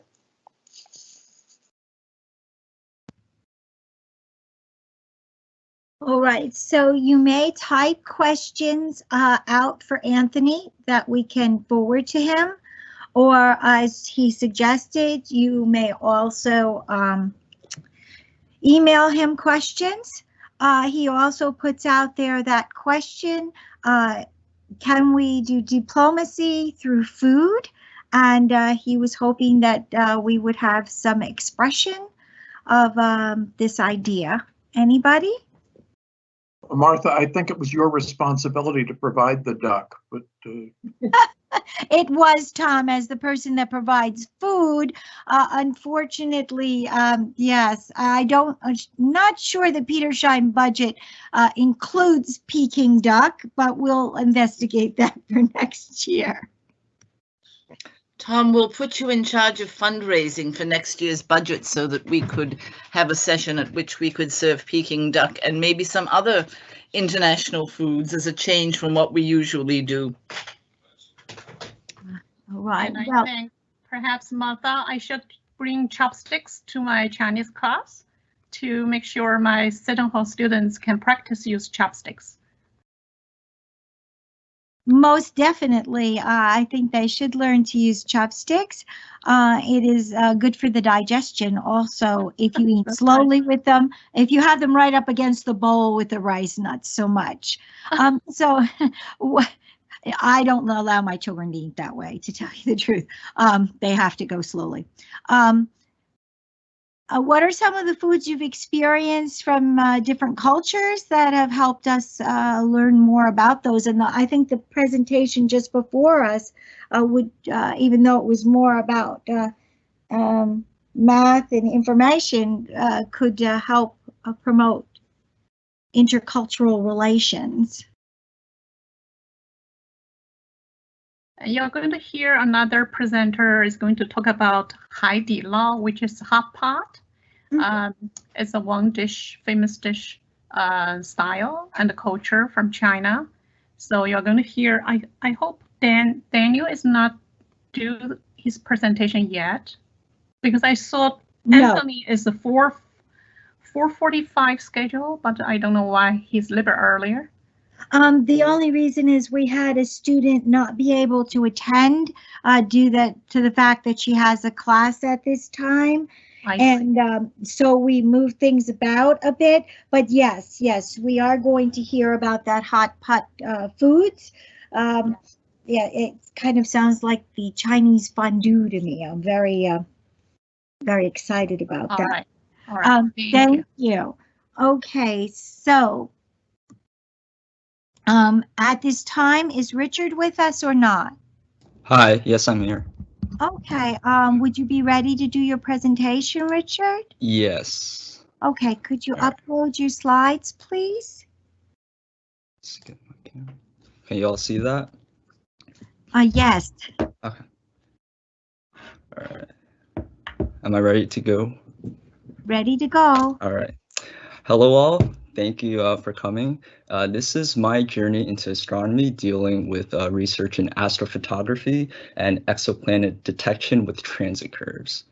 So I'll start off by talking a little bit about astrophotography, which is essentially the art form of taking deep space images. And there's really two main equipment that I use. You need a camera, definitely. And you can see here I use my phone and also a dedicated astrophotography camera, which fits right into the eyepiece of a telescope, which is also needed. And you see I have access to the Seton Hall Observatory and also a refracting telescope.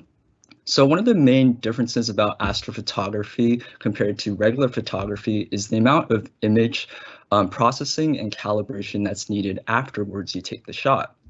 So one of these processes is stacking, and this can be done with programs such as ReadyStack 6.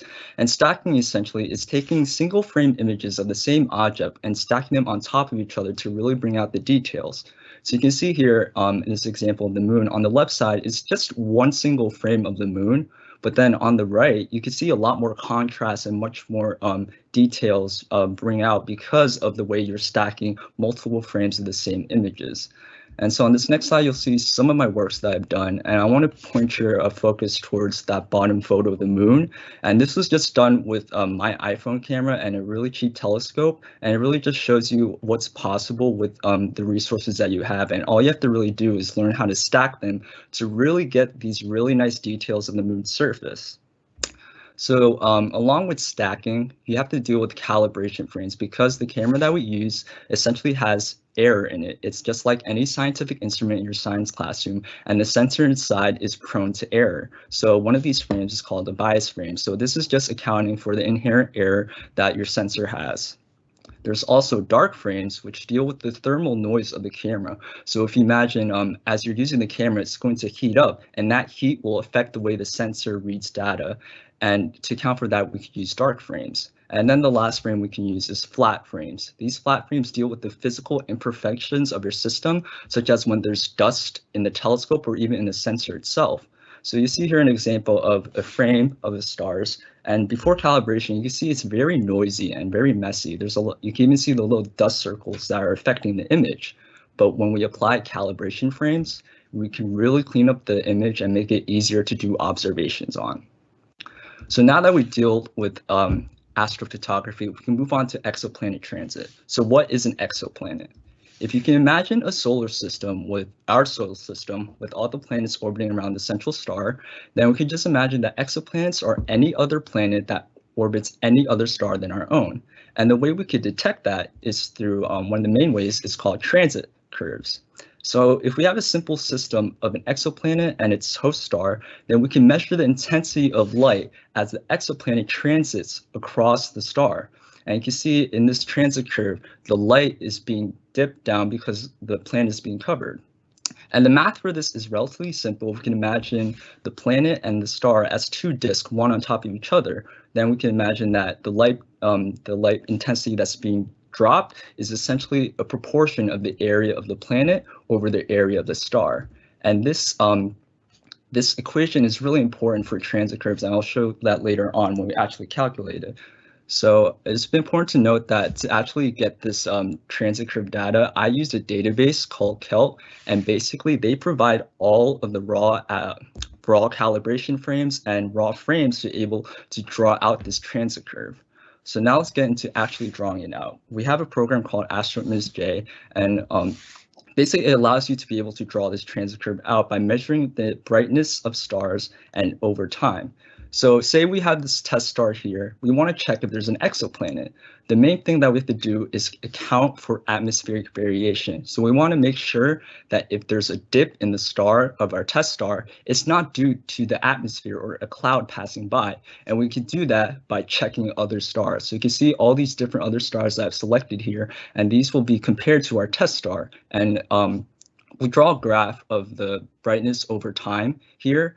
And although it looks very messy right now, we could separate the stars into their separate areas, and we could really see all the brightness of every star and see how our comparison stars are relatively stable and don't fluctuate. Because of that, we could say that our test star here, the blue one, exhibits this sort of dip. And since none of these other check stars have a dip, then we can reasonably assume that there's a good chance that our test star, this blue line here, has an exoplanet. So now that we've got our transit curve, now we can actually just draw it out using AstroImage-J's transit curve fitting model, which gives us this data here. And this curve essentially spits out this data. And the two most important values that we want to focus on are these two. So this radius planet over radius star squared is the equation I showed you early on, which shows the depth of this transit curve. And from that, we can calculate the radius of the exoplanet, given that we know the radius of the star.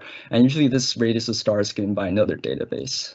So the radius of this exoplanet is given in radius of Jupiter's, which means that this radius of the exoplanet is 0.87 times the radius of Jupiter. So this value right here is probably the most important piece of data that we can get from a transit curve, and using it in conjunction with other exoplanet detection methods, we can really draw out system of stars and its exoplanets, or really define all the properties of all the exoplanets in that system. So that was the main meat and potatoes of my research. So in the future, now that I know how to do the astrophotography aspect, I know how to utilize the Seton Hall Observatory and really get acclimated to the environment, then now it's my turn to really take the process into my own hands and collect my own raw frames. In essence, I'll be removing the middleman of the database and conduct the entire process from start to finish. And this will hopefully allow me to gain a more greater degree of understanding of the astrophotography aspect and transit light curves. So yeah, that's it. I'd like to thank Dr. Morales and the physics department for really opening up their arms for me to do this research. And I can't wait once everything settles down to see what's possible with the resources on Seton Hall. So thank you. Okay, does anyone have any questions? Please turn on your mic. Yes, leave up your slide for now.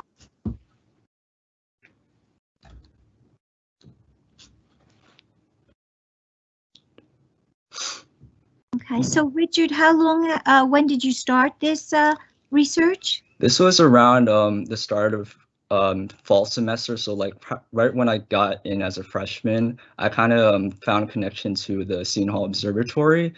And from there, I was able to meet Dr. Morales, and he really helped me push me to really figure out what all this research is and kind of started me on the path of exoplanets. So that was like right from the fall semester.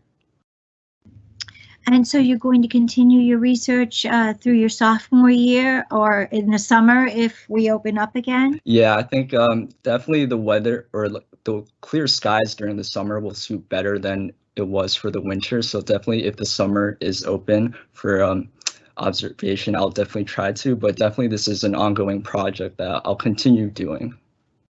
I have Richard, a question for how Richard. can you tell the difference between an exoplanet and a binary star? Exoplanet, binary star. Good question. Ooh, that's a tough one. Well, I think it's more on like being able to detect using the different detection methods, because transit method isn't the only way to detect an exoplanet. So although we can see a dip in the brightness of the star, we'll definitely have to confirm that existence of an exoplanet with many different other methods that are available to us. So definitely it's just one part of the puzzle, and if you can fit the puzzle pieces together, then it's most likely going to be an exoplanet. But if it's just one part of it that doesn't fit, then it's just a neat observation that we can see the dip in the star because it's a binary star system.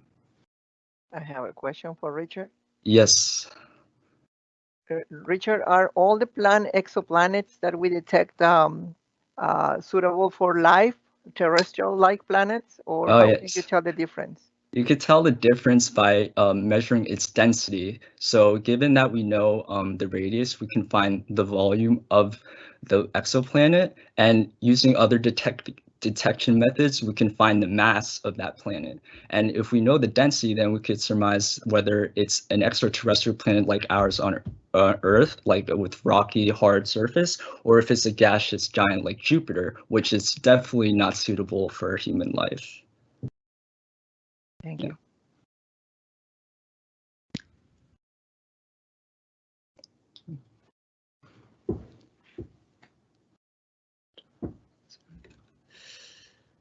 Okay, are there any other questions? How is the light in the Seton Hall area with South Orange? I know they use the gas lamps, but there seems to be a lot of light emanating from our campus. Yeah, the light pollution is definitely something that we have to tackle, but there's different methods we can use, such as using filters, which help in that sense to really block out that light pollution that's especially coming from the metropolitan area or New York City even. Just that proximity to such a lot of lights kind of affects observing, but it's definitely, there's definitely ways to tackle the situation. Thank you. I always wondered about that in our area, having seen skies in other areas like Arizona, New Mexico. Yeah. A lot more stars. Hi, Richard. I just wondered, Yes. seeing as we don't have access to campus right now, Mhm. would you be able to just let folks know a little bit about the observatory and where it is? And Oh yeah, sure.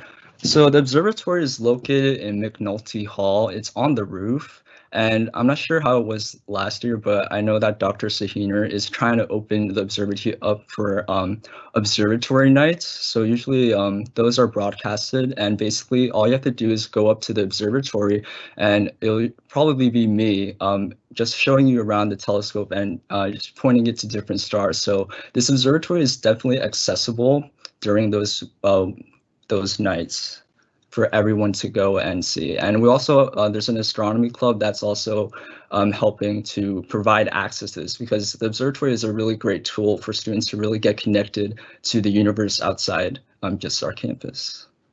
yeah, very cool. Yeah. Yes, when I first started at the university, they used to have the observatory nights, and the astronomy classes used to have to visit, but that hasn't happened in a while, I guess.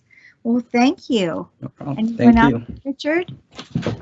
Hi, thank you. If you could take your slides down, and we'll move on to our next presentation. Okay. I don't see our next presenter, Alyssa, but I do see Daniel. Daniel, are you there? Hi, yes, I am. Would you be possibly able to share your slides at this time? Yeah, sure. I think Alyssa thought she was going to do a recorded. I think she sent you a video, I believe. Okay. So Daniel, while Burke is checking on that because he has the full file. Yeah. Would you be able to do your presentation? Is that a problem? Thank you so much. Sure. Burke, please.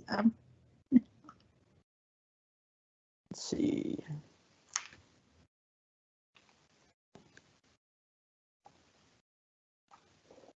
Okay, are we good to go? Yes, we are, and we're getting hungry too. Okay.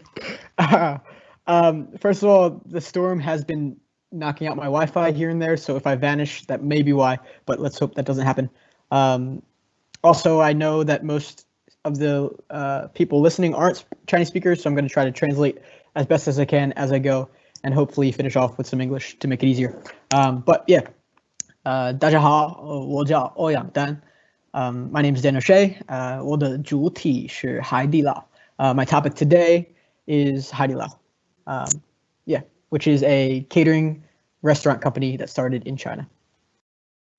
这是海底捞的品牌理念. This is 海底捞's mission statement. I'm not going to read it all for the sake of time, but I want to focus on two lines. The very last sentence and one in the middle, which are 向世界各国美食爱好者传递健康火锅饮食文化.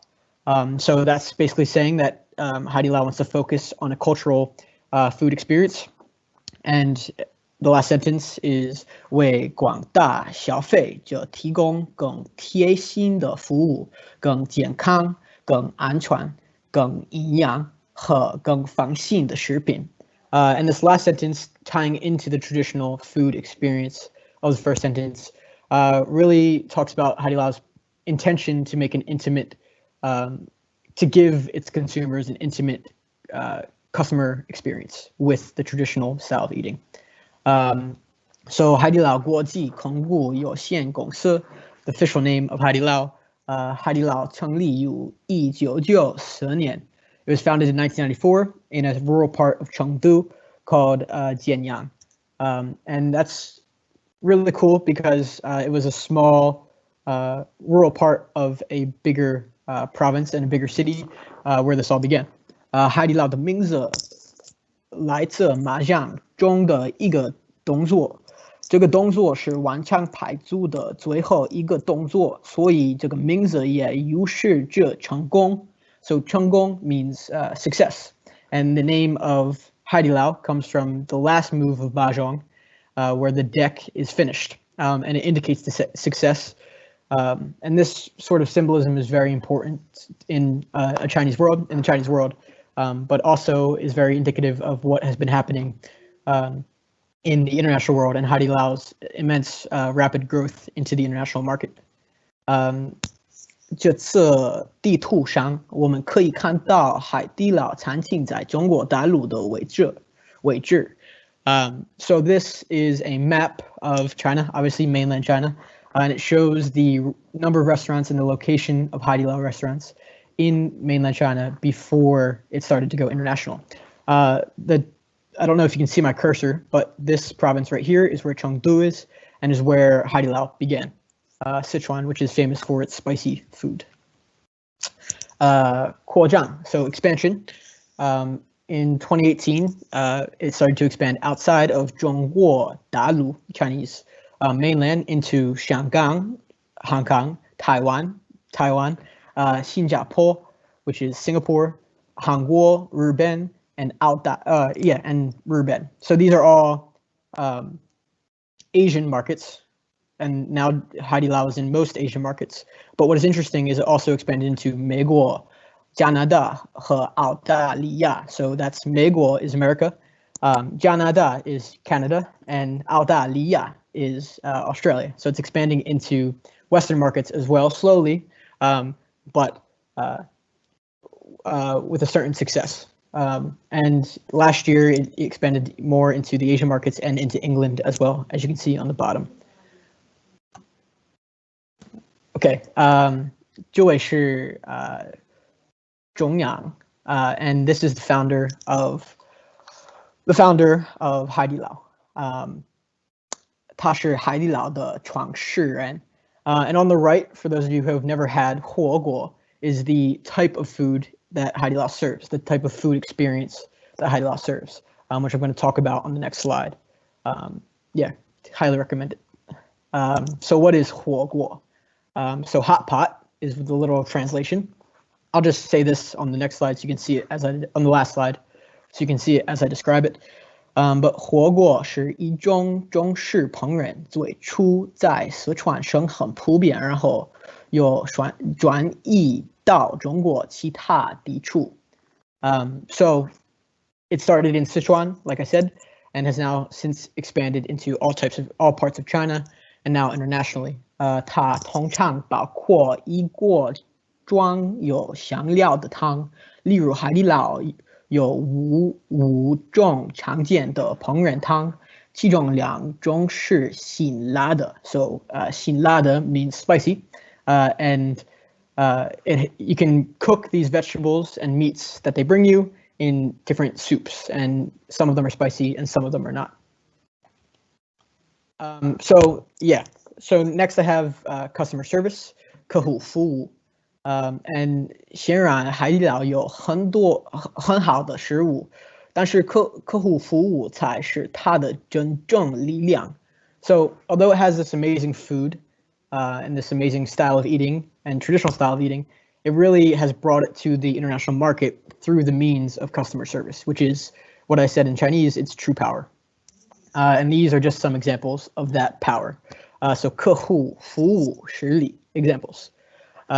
客户可以期望得到免费的手指甲、椅子、按摩、擦鞋，甚至洗车. So as a customer, you can expect, depending on the location, but most give free manicures, chair massages, shoe shines, and the last two characters on that first dot, 洗车 is a car wash. So along with having this food, an amazing traditional experience, these they really go out of their way to serve the customer. And these are more examples. For example, 如果你一个人吃饭, if you are by yourself when you eat, 海底捞的员工会给你一个台币熊陪伴你. So the top left picture, this bear, if you are eating alone, Haidilao will bring you a bear to accompany you and make you feel less lonely, I guess. And next we have 因为火锅很复杂，所以海底捞提供了塑料袋来保护您的手机，免手汤的上海，他们还会帮你烹煮. So because it's so messy, because it's such a messy experience, because there's soups and foods everywhere, Haidilao will bring you gloves and a plastic cover for your phone and hair ties and all these things. And this last point here just says that if you order noodles, they'll come out and make it in front of you. So yeah, so although for the sake of time, I will finish up in English and just describe it quickly.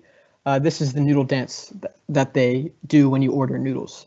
So I'm really talking about food, and why I'm really talking about this Haidilao experience, which is an amazing experience, is because Haidilao presents a window into the world of intercultural relations, but from a personal, individual level, rather than in the international world.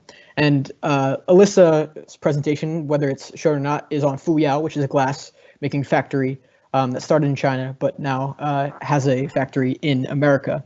And these sorts of companies, which are attempting to cross the cultural barriers that exist between these two nations, really have a difficult job, but also a very powerful one, in that they create these small pathways of economic relationships that can break down the cultural barriers that exist every day. And although these take a longer time to establish, and although they are slower, they can often last longer. And if they are lasting longer, they can avoid the chaos of international politics and the ups and downs of Sino-American relations. So I think Haidilao presents a really amazing case study into how a traditional cultural experience of China, which is completely foreign to most Americans or most Westerners or most people outside of Asia, can be taken, commercialized without sacrificing the cultural value there, and provide a window into the culture of China. Because as we're seeing now, and as we've seen in the past, with the lack of knowledge, the lack of interconnection, can often create a foreignness in difficult times, and can often create a sense of a improper labeling of certain nations as dangerous because it's so unknown. But these small windows, these small pathways, although it will take a long time to get enough where it has a huge impact, can gradually break down those barriers in a way that global politics can't. So thank you. Well, thank you, Dan. Are any of these restaurants near us here in New Jersey? Yes, there's one in New York. There's one in Flushing, I think. And you can look them up online. Most of them revolve around metropolitan areas now. But there are a few. There's one in New York and one in Flushing as well. Okay, thank you. Does anyone have questions, especially about the 6-foot-long noodle here? No? Oh, yeah. Did you first experience this here or in China? I first had a hot pot. The first time I was in a Haidilao, I accidentally walked into one, and I saw a Chinese in China, and I saw a Chinese guy eating alone with a bear. So I was slightly confused, and I left without knowing what it was. But then I had the chance to go back and experience hot pot, which in itself is a wonderful experience, great food. But yeah, it was in China the first time. Okay, thank you. Anyone else with questions? Well, I hope we all get to experience this once this pandemic has subsided. That sounds like a good experience. Yeah, it's amazing. Yeah, it sounds like it. I know my children will be very excited to go. And they'll want the bear, even though we're not alone. Yeah. That's awesome. Thank you. Burke, do we have Alyssa's presentation? I do. I believe I should be able to play it through, but I did see she put in the chat that she was here. So I don't, if she is and she'd like to present, that's obviously preferable. Yeah, yes. Alyssa, would you like to do your presentation? Alyssa? I know I had her on the list. Yeah, at 4:05 she said, yes, I'm here. And then when I said we can have her present if she wants, she approved the comment. But I can try and play it. It should play. Wait, I hear someone out there. Alyssa? Our other option is that I see that, and I'll probably mispronounce this, Hangdi is here and he could do his presentation and then we could do Alyssa's after that if possible. Is that a possibility? Yes, I can do mine. Thank you so much. Could you upload your slides, please? Sure, absolutely. And please tell us your name too. Yes, my name is Hangdi Zhao, and also my English name is James. So yeah, so today I will introduce Tencent, which is a technology company in China, and also I will use Chinese to introduce this. So yeah.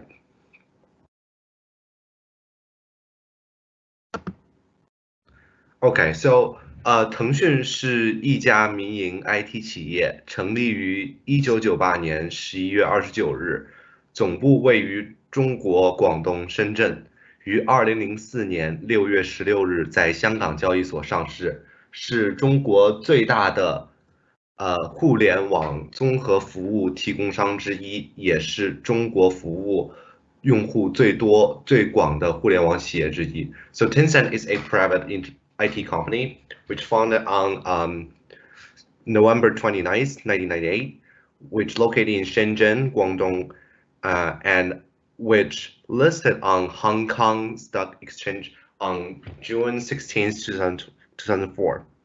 So it's actually the largest private company we called in China that provide the chatting services, which is more like Facebook. And right here is their headquarters, which is located in Shenzhen. And this is their founder, Hua Tengma.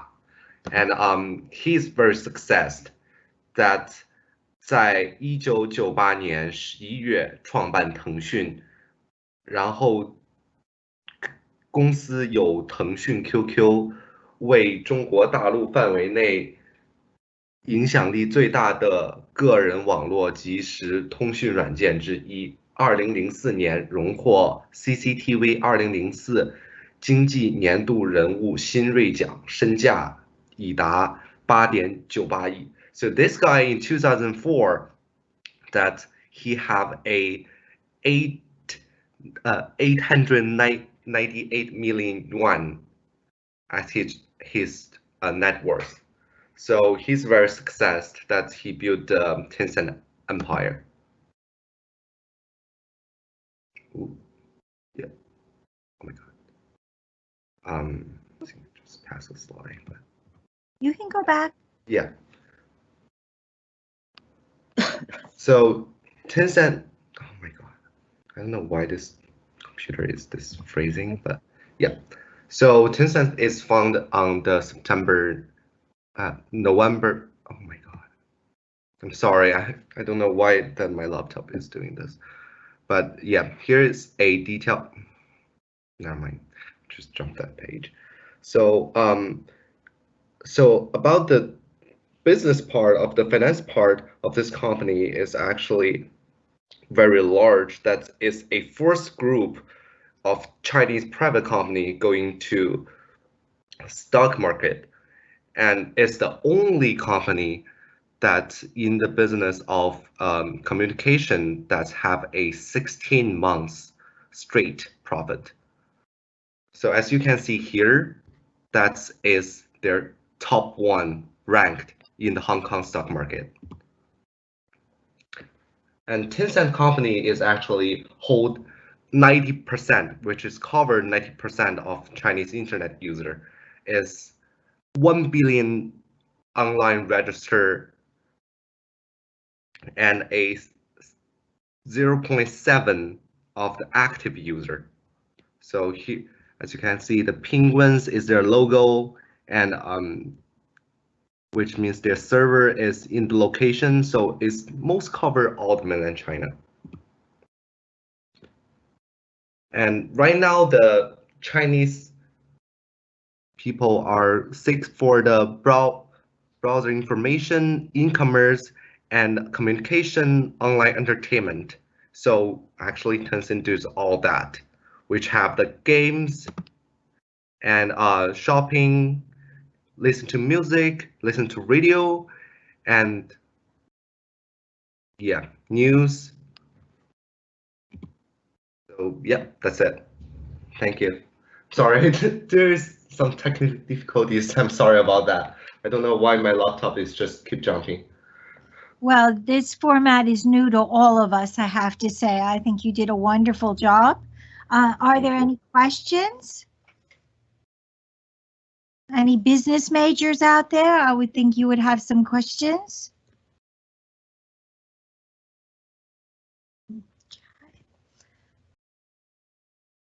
Yeah, I can ask a question. Thank you. What do you think the likelihood of Tencent's company and products coming into the United States or into the Western world? Well, as far as I can see, that the Tencent company are actually trying to get into American market, and what they're trying to do right now is actually just make it real. Is that possible? Make it real, so that way when the American market actually come into United States, that's American people already have the Facebook and Twitter, so that's what they used to be using. But if Tencent have to let them use a new devices, that seem to be like hard. So right now I'm trying to think about other options like games. They can use games to go into American markets. They can use other stuff to go into American market. Does that answer your question? Yeah, definitely. Okay, thank you. Sure. Yes, very interesting. Yes. Any other questions? What made you select this particular topic? Well, because I like Tencent very much, and I still using their product, which is WeChat. That's my friend Xiang will be introduced later. Yes, his Yeah. presentation comes up next. So yeah, we're Yes. going to hear more about it. So yeah. Well, thank you. Anyone else? Okay. Shane, are you ready? I see you've joined us. Yes. Could you please share your slides with us? Yes.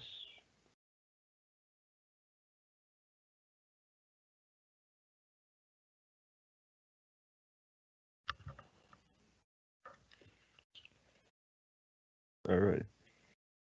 Can everyone see? Yes, we can. Okay. So I did WeChat, Weixin. So Tuzhong. So WeChat has adopted payment and financial services for its users, and with that they can pay for anything from transportation to dining. It's been very integrated into Chinese society and can be used at any stores or anything. 它具有 Google 以外的位置和地图服务，给地图能够闪示给定出游中有多少人。Let me just point out, this presentation will be in both English and Chinese. English is highlighted in bold so that you can follow along for the parts that are in Chinese. It is a platform with more than 10 million official accounts. It is able to support many websites for each of those accounts where they can go and buy stuff from those websites or just view those websites for companies. Or by 2018, more than 15 million blogs in WeChat belong to businesses and individuals, where those individuals have gained a large amount of money and businesses have been able to promote their products.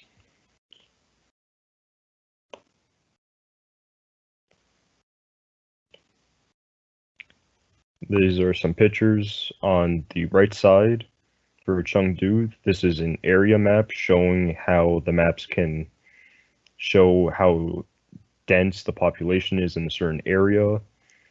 the middle and left are showing how you can link your card and banks to WeChat to pay for things.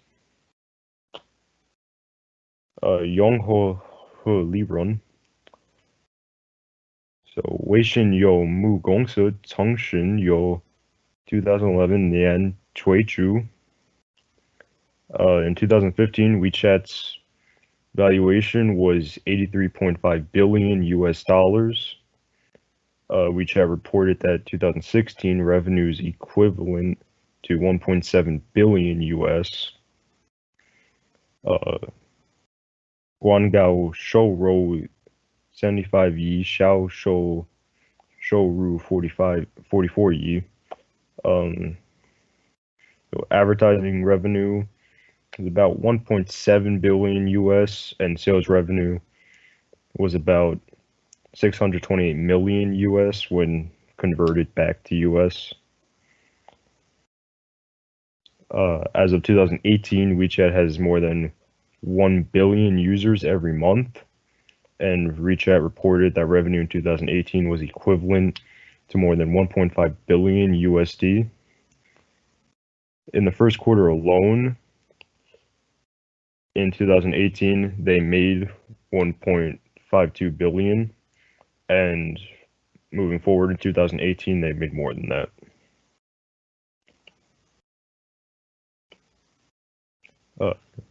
So Yongho Zongse user agreement. So Rugo Tidao Tiananmen Gongchang Guangzhang Gai Zhuanghu Jiang Bei Zhu Ze. Since 2015, more than 100 words and 150 phrases have been blocked by WeChat, and that number has risen since then. Rugo Fashin Yaoyan Sichu Zhuangbo Ninda Zhuanho Zhangbei Fangsu. If an account is not active for 7 months, WeChat will block that account. And if your account is blocked, you will need to have an active user reactivate your account. And from there, it's up to WeChat to reactivate your account, even if you go through all the steps.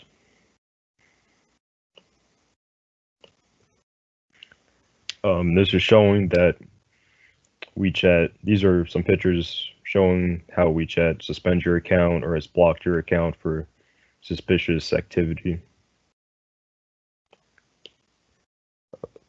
最近使用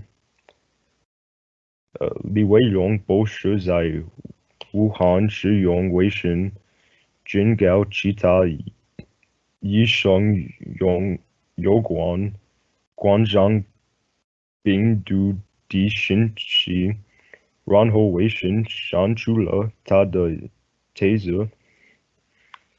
So this was interesting for the coronavirus because Dr. Lee used WeChat to warn other doctors about it, but WeChat then deleted his post under the user agreement of suspicious or malicious rumors.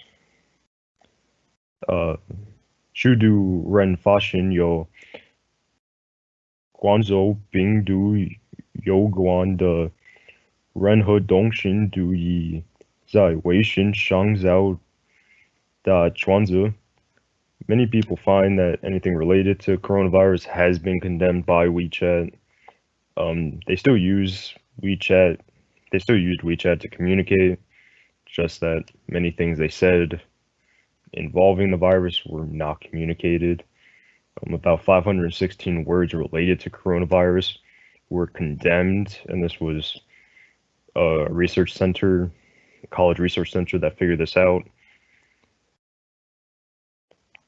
And this is Works Cited. Any questions?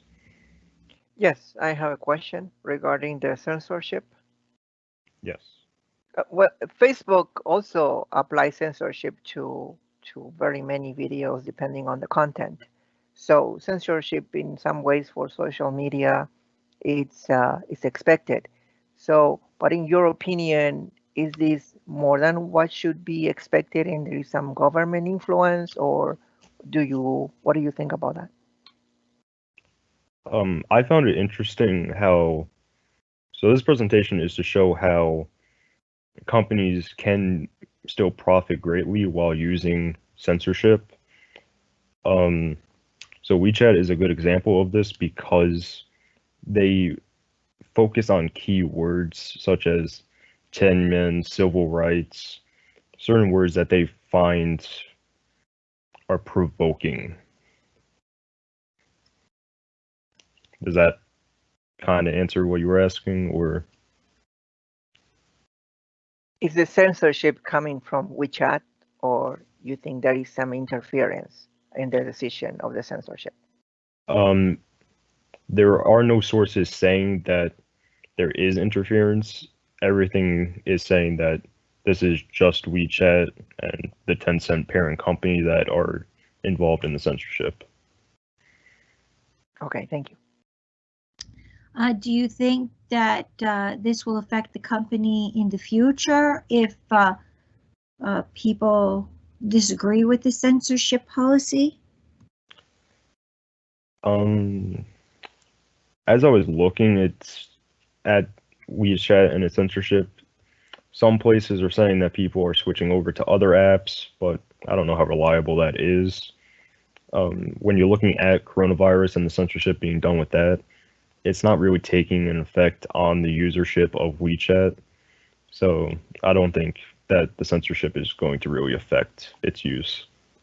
Okay, sounds similar to Facebook. It seems not to affect the advertising and the people that use it. Okay, thank you. Any other questions? Well, thank you for your presentation. Burke, could we perhaps see Alyssa's presentation? Oh, could you please unshare your slides so we could see Alyssa's presentation?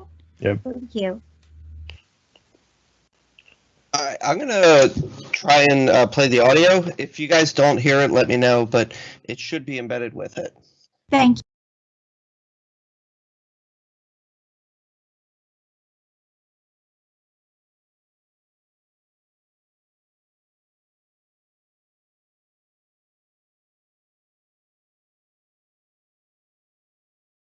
Audio? Not hearing audio, but I do see the slides. Does it have to be in slideshow? That's what I believe. Let me see. Let me see if I just. Because Anthony's works so well. Yeah, his was video, like an okay. MP4. So I'm not exact. I didn't get a chance to test this beforehand. It was an MP4. Let's see. Just continue like that. It's fine. Can you guys hear the audio? No. Yes. Okay, good.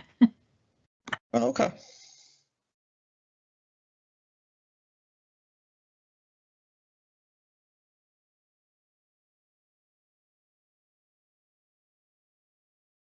Audio.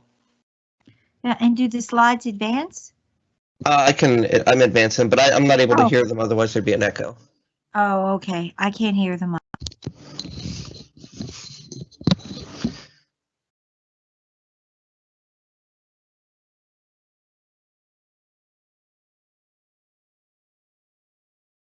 Audio. I'm just wondering if this is a presentation mode right now. Would you mind to try the presentation mode? I can try it. It was in presentation mode for me a minute ago. Let me try from the beginning. Let's see what we get. I'm here. Thank you. Of course.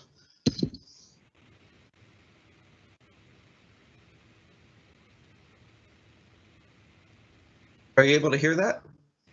No. No. Nope. No. I'm really sorry for this. I didn't get a chance to test this beforehand. Don't really know of a quick fix on the spot. Okay, we do have another set of presenters. I don't know if you could try again maybe one more time. When sharing the screen, you have to check on the box. Did you check on the box? Yeah, I don't have that option because apparently that feature was just added and I'd have to log out and log back in. Let me try that once you guys move forward with the next presentation, I'll log out and come right back in. Thank you. So I see Karina is here with her group, Mackenzie, Isabella, and Joshua. Karina, are you ready to put up your slides? Yes, I'll share the screen right now. Thank you so much.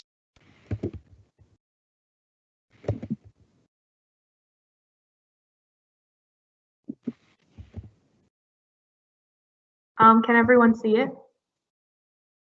Yes. Yes, we can. Okay. So hello, everyone. My name is Karina Halou, and I'm here with my co-researchers, Mackenzie McCann, Joshua Novello, and Isabella Samara. We work under Dr. Gantar in the biology department, and in collaboration with Dr. Badillo's lab, we researched anti-cancer bis-indole methane, or BIM compounds that prevent the proliferation of glioblastoma cells.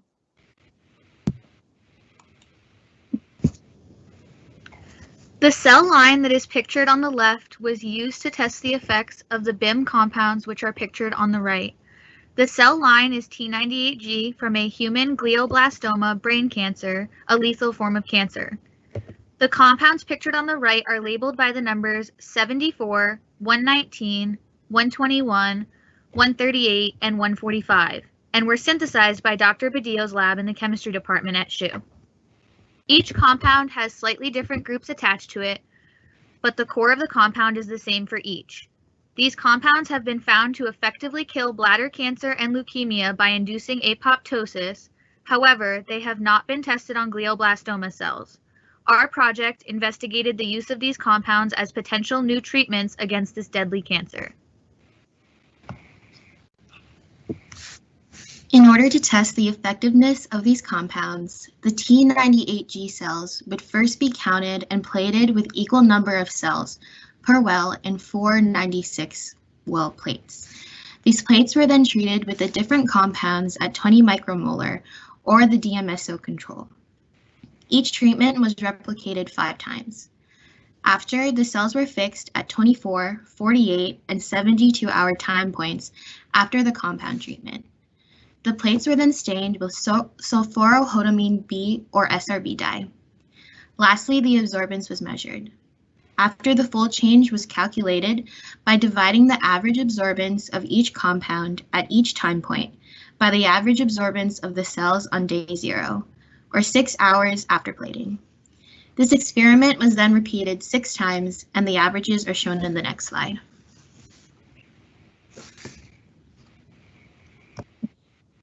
So these graphs show the effect of the BIM compounds on cell proliferation over a 3-day period. The MSO acted as our control because all of our compounds were dissolved in this solvent. All compounds that possess therapeutic properties will show proliferation values below the DMSO value, which was seen in our results. Compounds 74 and 138 significantly inhibited proliferation across all 3 days, as indicated by the asterisks on the top of the bars. Compound 145 significantly inhibited proliferation after 2 and 3 days of treatment, and compounds 121 and 119 inhibited proliferation on day 3. From this project, we have been able to conclude that all 5 BIM compounds tested inhibited proliferation of the T98G cells at 20 micromolars after 3 days of treatment, demonstrating their potential as new therapeutics for treating glioblastoma cancer. Unfortunately, the BIM compounds also inhibited proliferation of a normal cell line, known as the RPE cell line. However, we did not have time to show you that data. We would like to identify compounds that specifically inhibit proliferation of the glioblastoma cancer cells without harming normal cells, so future experiments will test the effectiveness of these and other BIM compounds at lower concentrations between 5 to 10 micromolars. We would like to determine the effect of BIM compounds on the proliferation of other cancer cell lines, such as the U2OS osteosarcoma epithelial cells. And that is it for our presentation. We will now take any questions.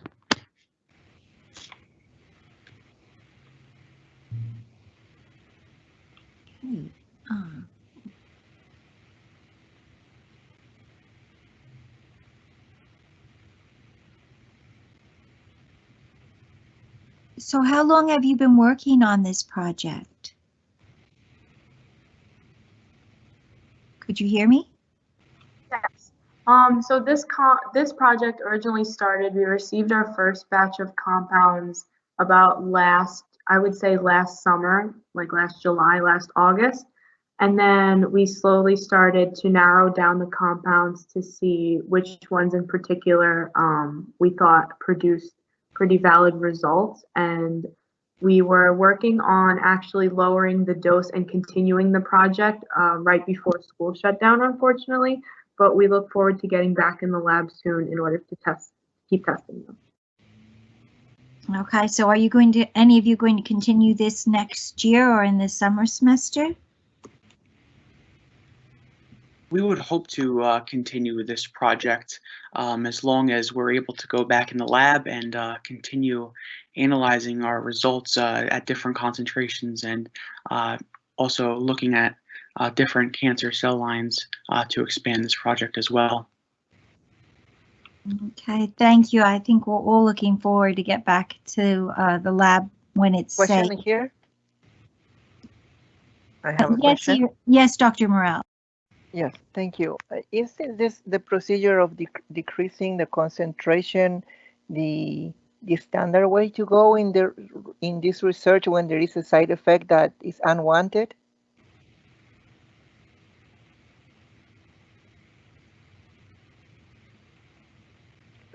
I'm sorry, could you repeat your question? Yes, you're showing that with the current concentration, you are affecting the normal cells. So the future plan, it is to decrease the concentration. So my question is the decreasing the concentration, is it a standard procedure when you're trying to do not affect the normal cells? Based on our we did some literature search, and in all the previous articles, they showed that they used concentrations as low as 1 micromolar. So we actually started with a pretty high concentration, which is why we're hoping to lower them. The procedure would stay the same, but we would just be adjusting the dosage and then seeing if it would still decrease proliferation in the normal cell. Thank you. Anyone else? All right, so thank you for your presentation, and I hope you have success in your future research in this area. If you unshare your slides, I don't see any. Oh, do I see a written question? No, but if there are any, I would forward them. Burke, any luck, or could we just see Alyssa's slides perhaps?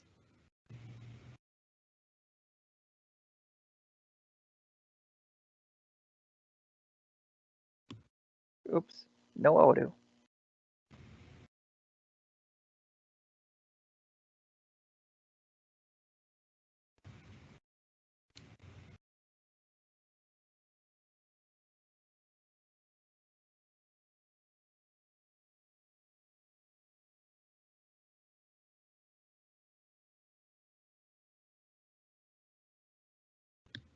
I did ask Alyssa if she could do some audio, or she said she's willing to answer questions if they're forwarded to her.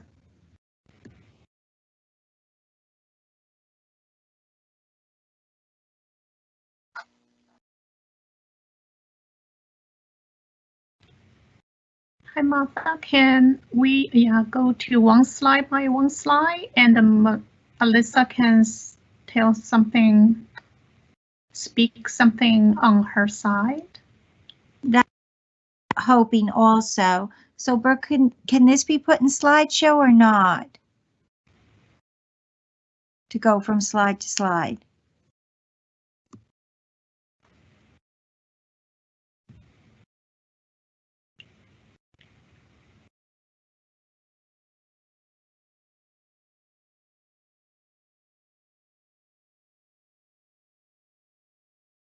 我的介绍是中美商业一体化。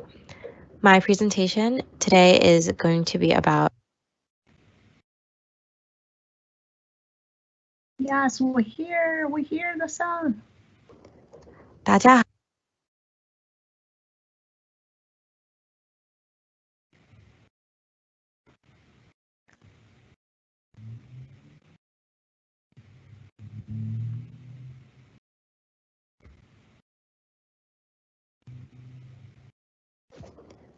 大家好，我叫吴月，我是西东大学大四学生。Hi everyone, my name is Alyssa Futa, and I am currently a fourth-year student at Seton Hall University. 我的介绍是中美商业一体化。My presentation today is going to be about China-US business integration.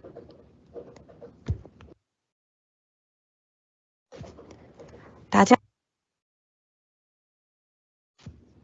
第一，历史。1979年1月1号，美中通过大使馆建立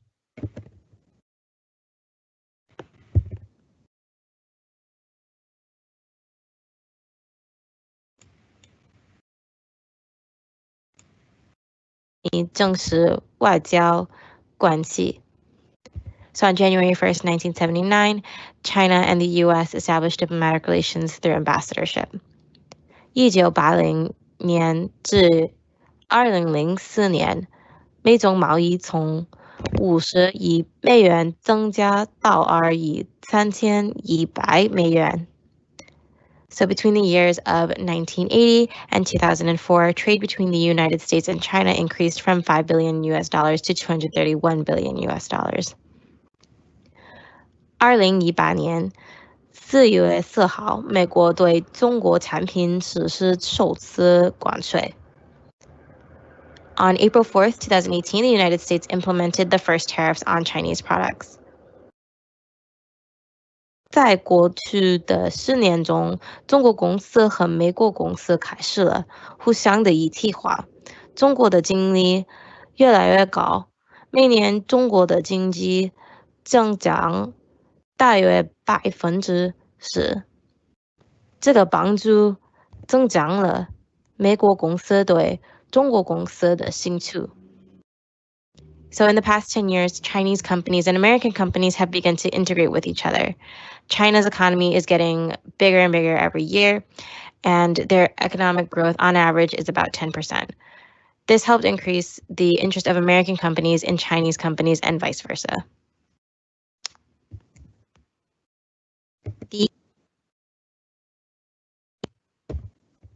第二，美国。Slide 2, the United States.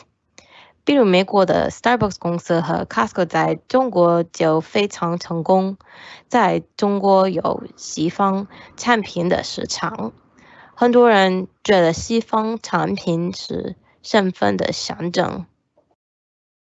For example, the company Starbucks and Costco, which are both American companies, are very successful in China. In China, there's a market for Western products because many people think that Western products are a symbol of prosperity. 美国 Starbucks 融入先有中国文化，比如 Starbucks 用了中国茶馆文化，让中国消费者很喜欢。美国在中国的公司的行销越来越好，这种营销使他们成功。So the American company Starbucks integrates into the existing Chinese culture through their marketing.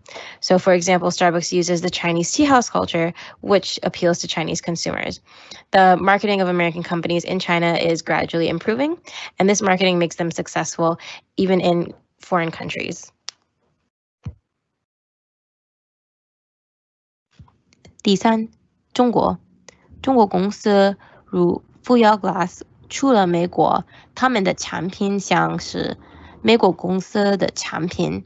中国拥有优越的资本生成，美国消费者喜欢中国的高性能、低价位的产品。So Chinese companies such as Fuyao Glass went to the United States. Though their products are similar to those of American companies, China has shown to have superior capital production. American consumers like Chinese products because they are high performing and they have low prices. 中国还可以提供用于美国生产的原材料。China can also provide raw materials for U.S. production, which is very important in the production process.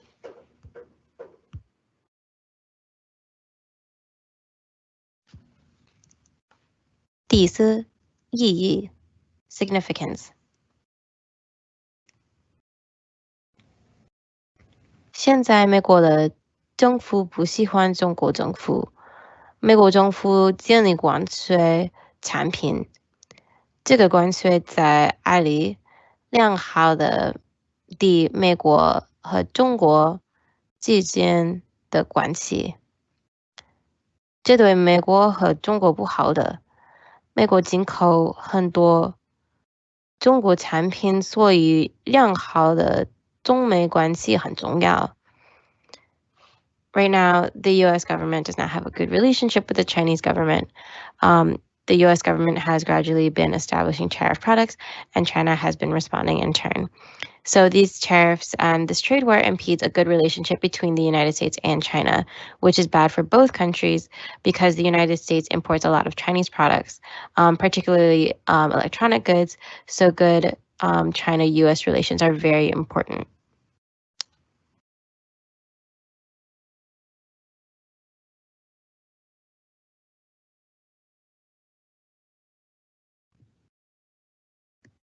Okay, so is that the presentation? Okay, I'm not sure that Alyssa can answer any questions, but if you type some in, I can forward them to her and she could answer them.